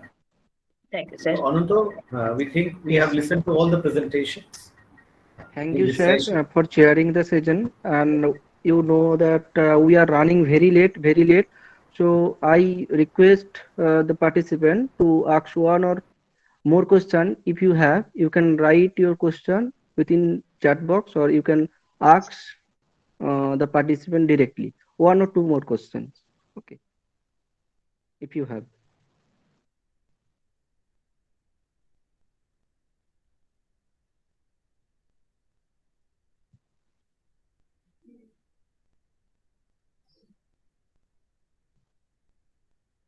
Any question?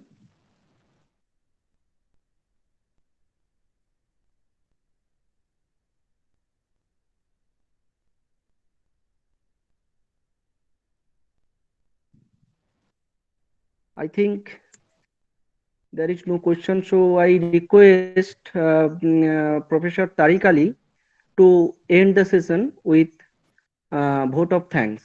Professor Tariq Ali, are you here? Yes, I am. Yes. First of all, I extend my gratitude to Professor INDRANIL ACHARYA, our dear ISR, for taking time out of his busy schedule and being agreed to chair the session. Sir, I must mention our deep sense of appreciation for your patience, sir. Thank you, Tariq. Thank you. Finally, we come to the end of the 3 days discussion, debate, and deliberations on the human rights implication of climate change and their representation in imaginative literature. And as a joint convener of the program, I deem it a great honor and privilege to propose the vote of thanks to all who have helped us in making this webinar a resounding success. First of all, I would like to thank our distinguished plenary speakers for the day, Professor SUGATA HAZRA and Professor DEBASHIS Bandyopadhyay, for their excellent presentations and making this seminar interesting and meaningful. I also thank all other research persons, Professor Richard Carey, our keynote speaker, Dr. Jolly Das, Dr. Amit Baisha, and Professor Pankaj Acharya, who have shared their insightful observations on climate change literature in the last 2 days. I thank and congratulate all the paper presenters for their insightful presentations. And we must acknowledge that we're extremely sorry for not being able to give you much time for making your presentations. We'd like to express our profound gratitude to the principals of both the colleges, Dr. Deva Prasad Sahu and Dr. Nimai Chand Mashanto, for their moral support, guidance, and necessary administrative assistance throughout the program. I'm also very much thankful to all advisory committee members. Words are not enough to thank their constant guidance and support to shape the conference. I also thank all the members of the organizing committee, my dear colleague Ananto, Mr. Rick Sarkar, Luxmikanto Chatterjee, Tanmay Sarkar, Shubhankar Acharya, and not the least, my convener of the program, Dr. Somit Kumar Maiti. I also thank all other staff members from both the colleges for their unflinching support and cordial cooperation. Finally, the wonderful participants who have turned up in such great numbers for the past 3 days, not only from our colleges, but also from other institutions from the country and abroad. We are grateful to all of you for showing your interest and making the webinar a fulfilling one. Last but not the least, our heartfelt thanks for our beloved students from both the colleges for your active participation from the beginning of this 3-day program. Thanks to all of you for making the event successful. Thank you.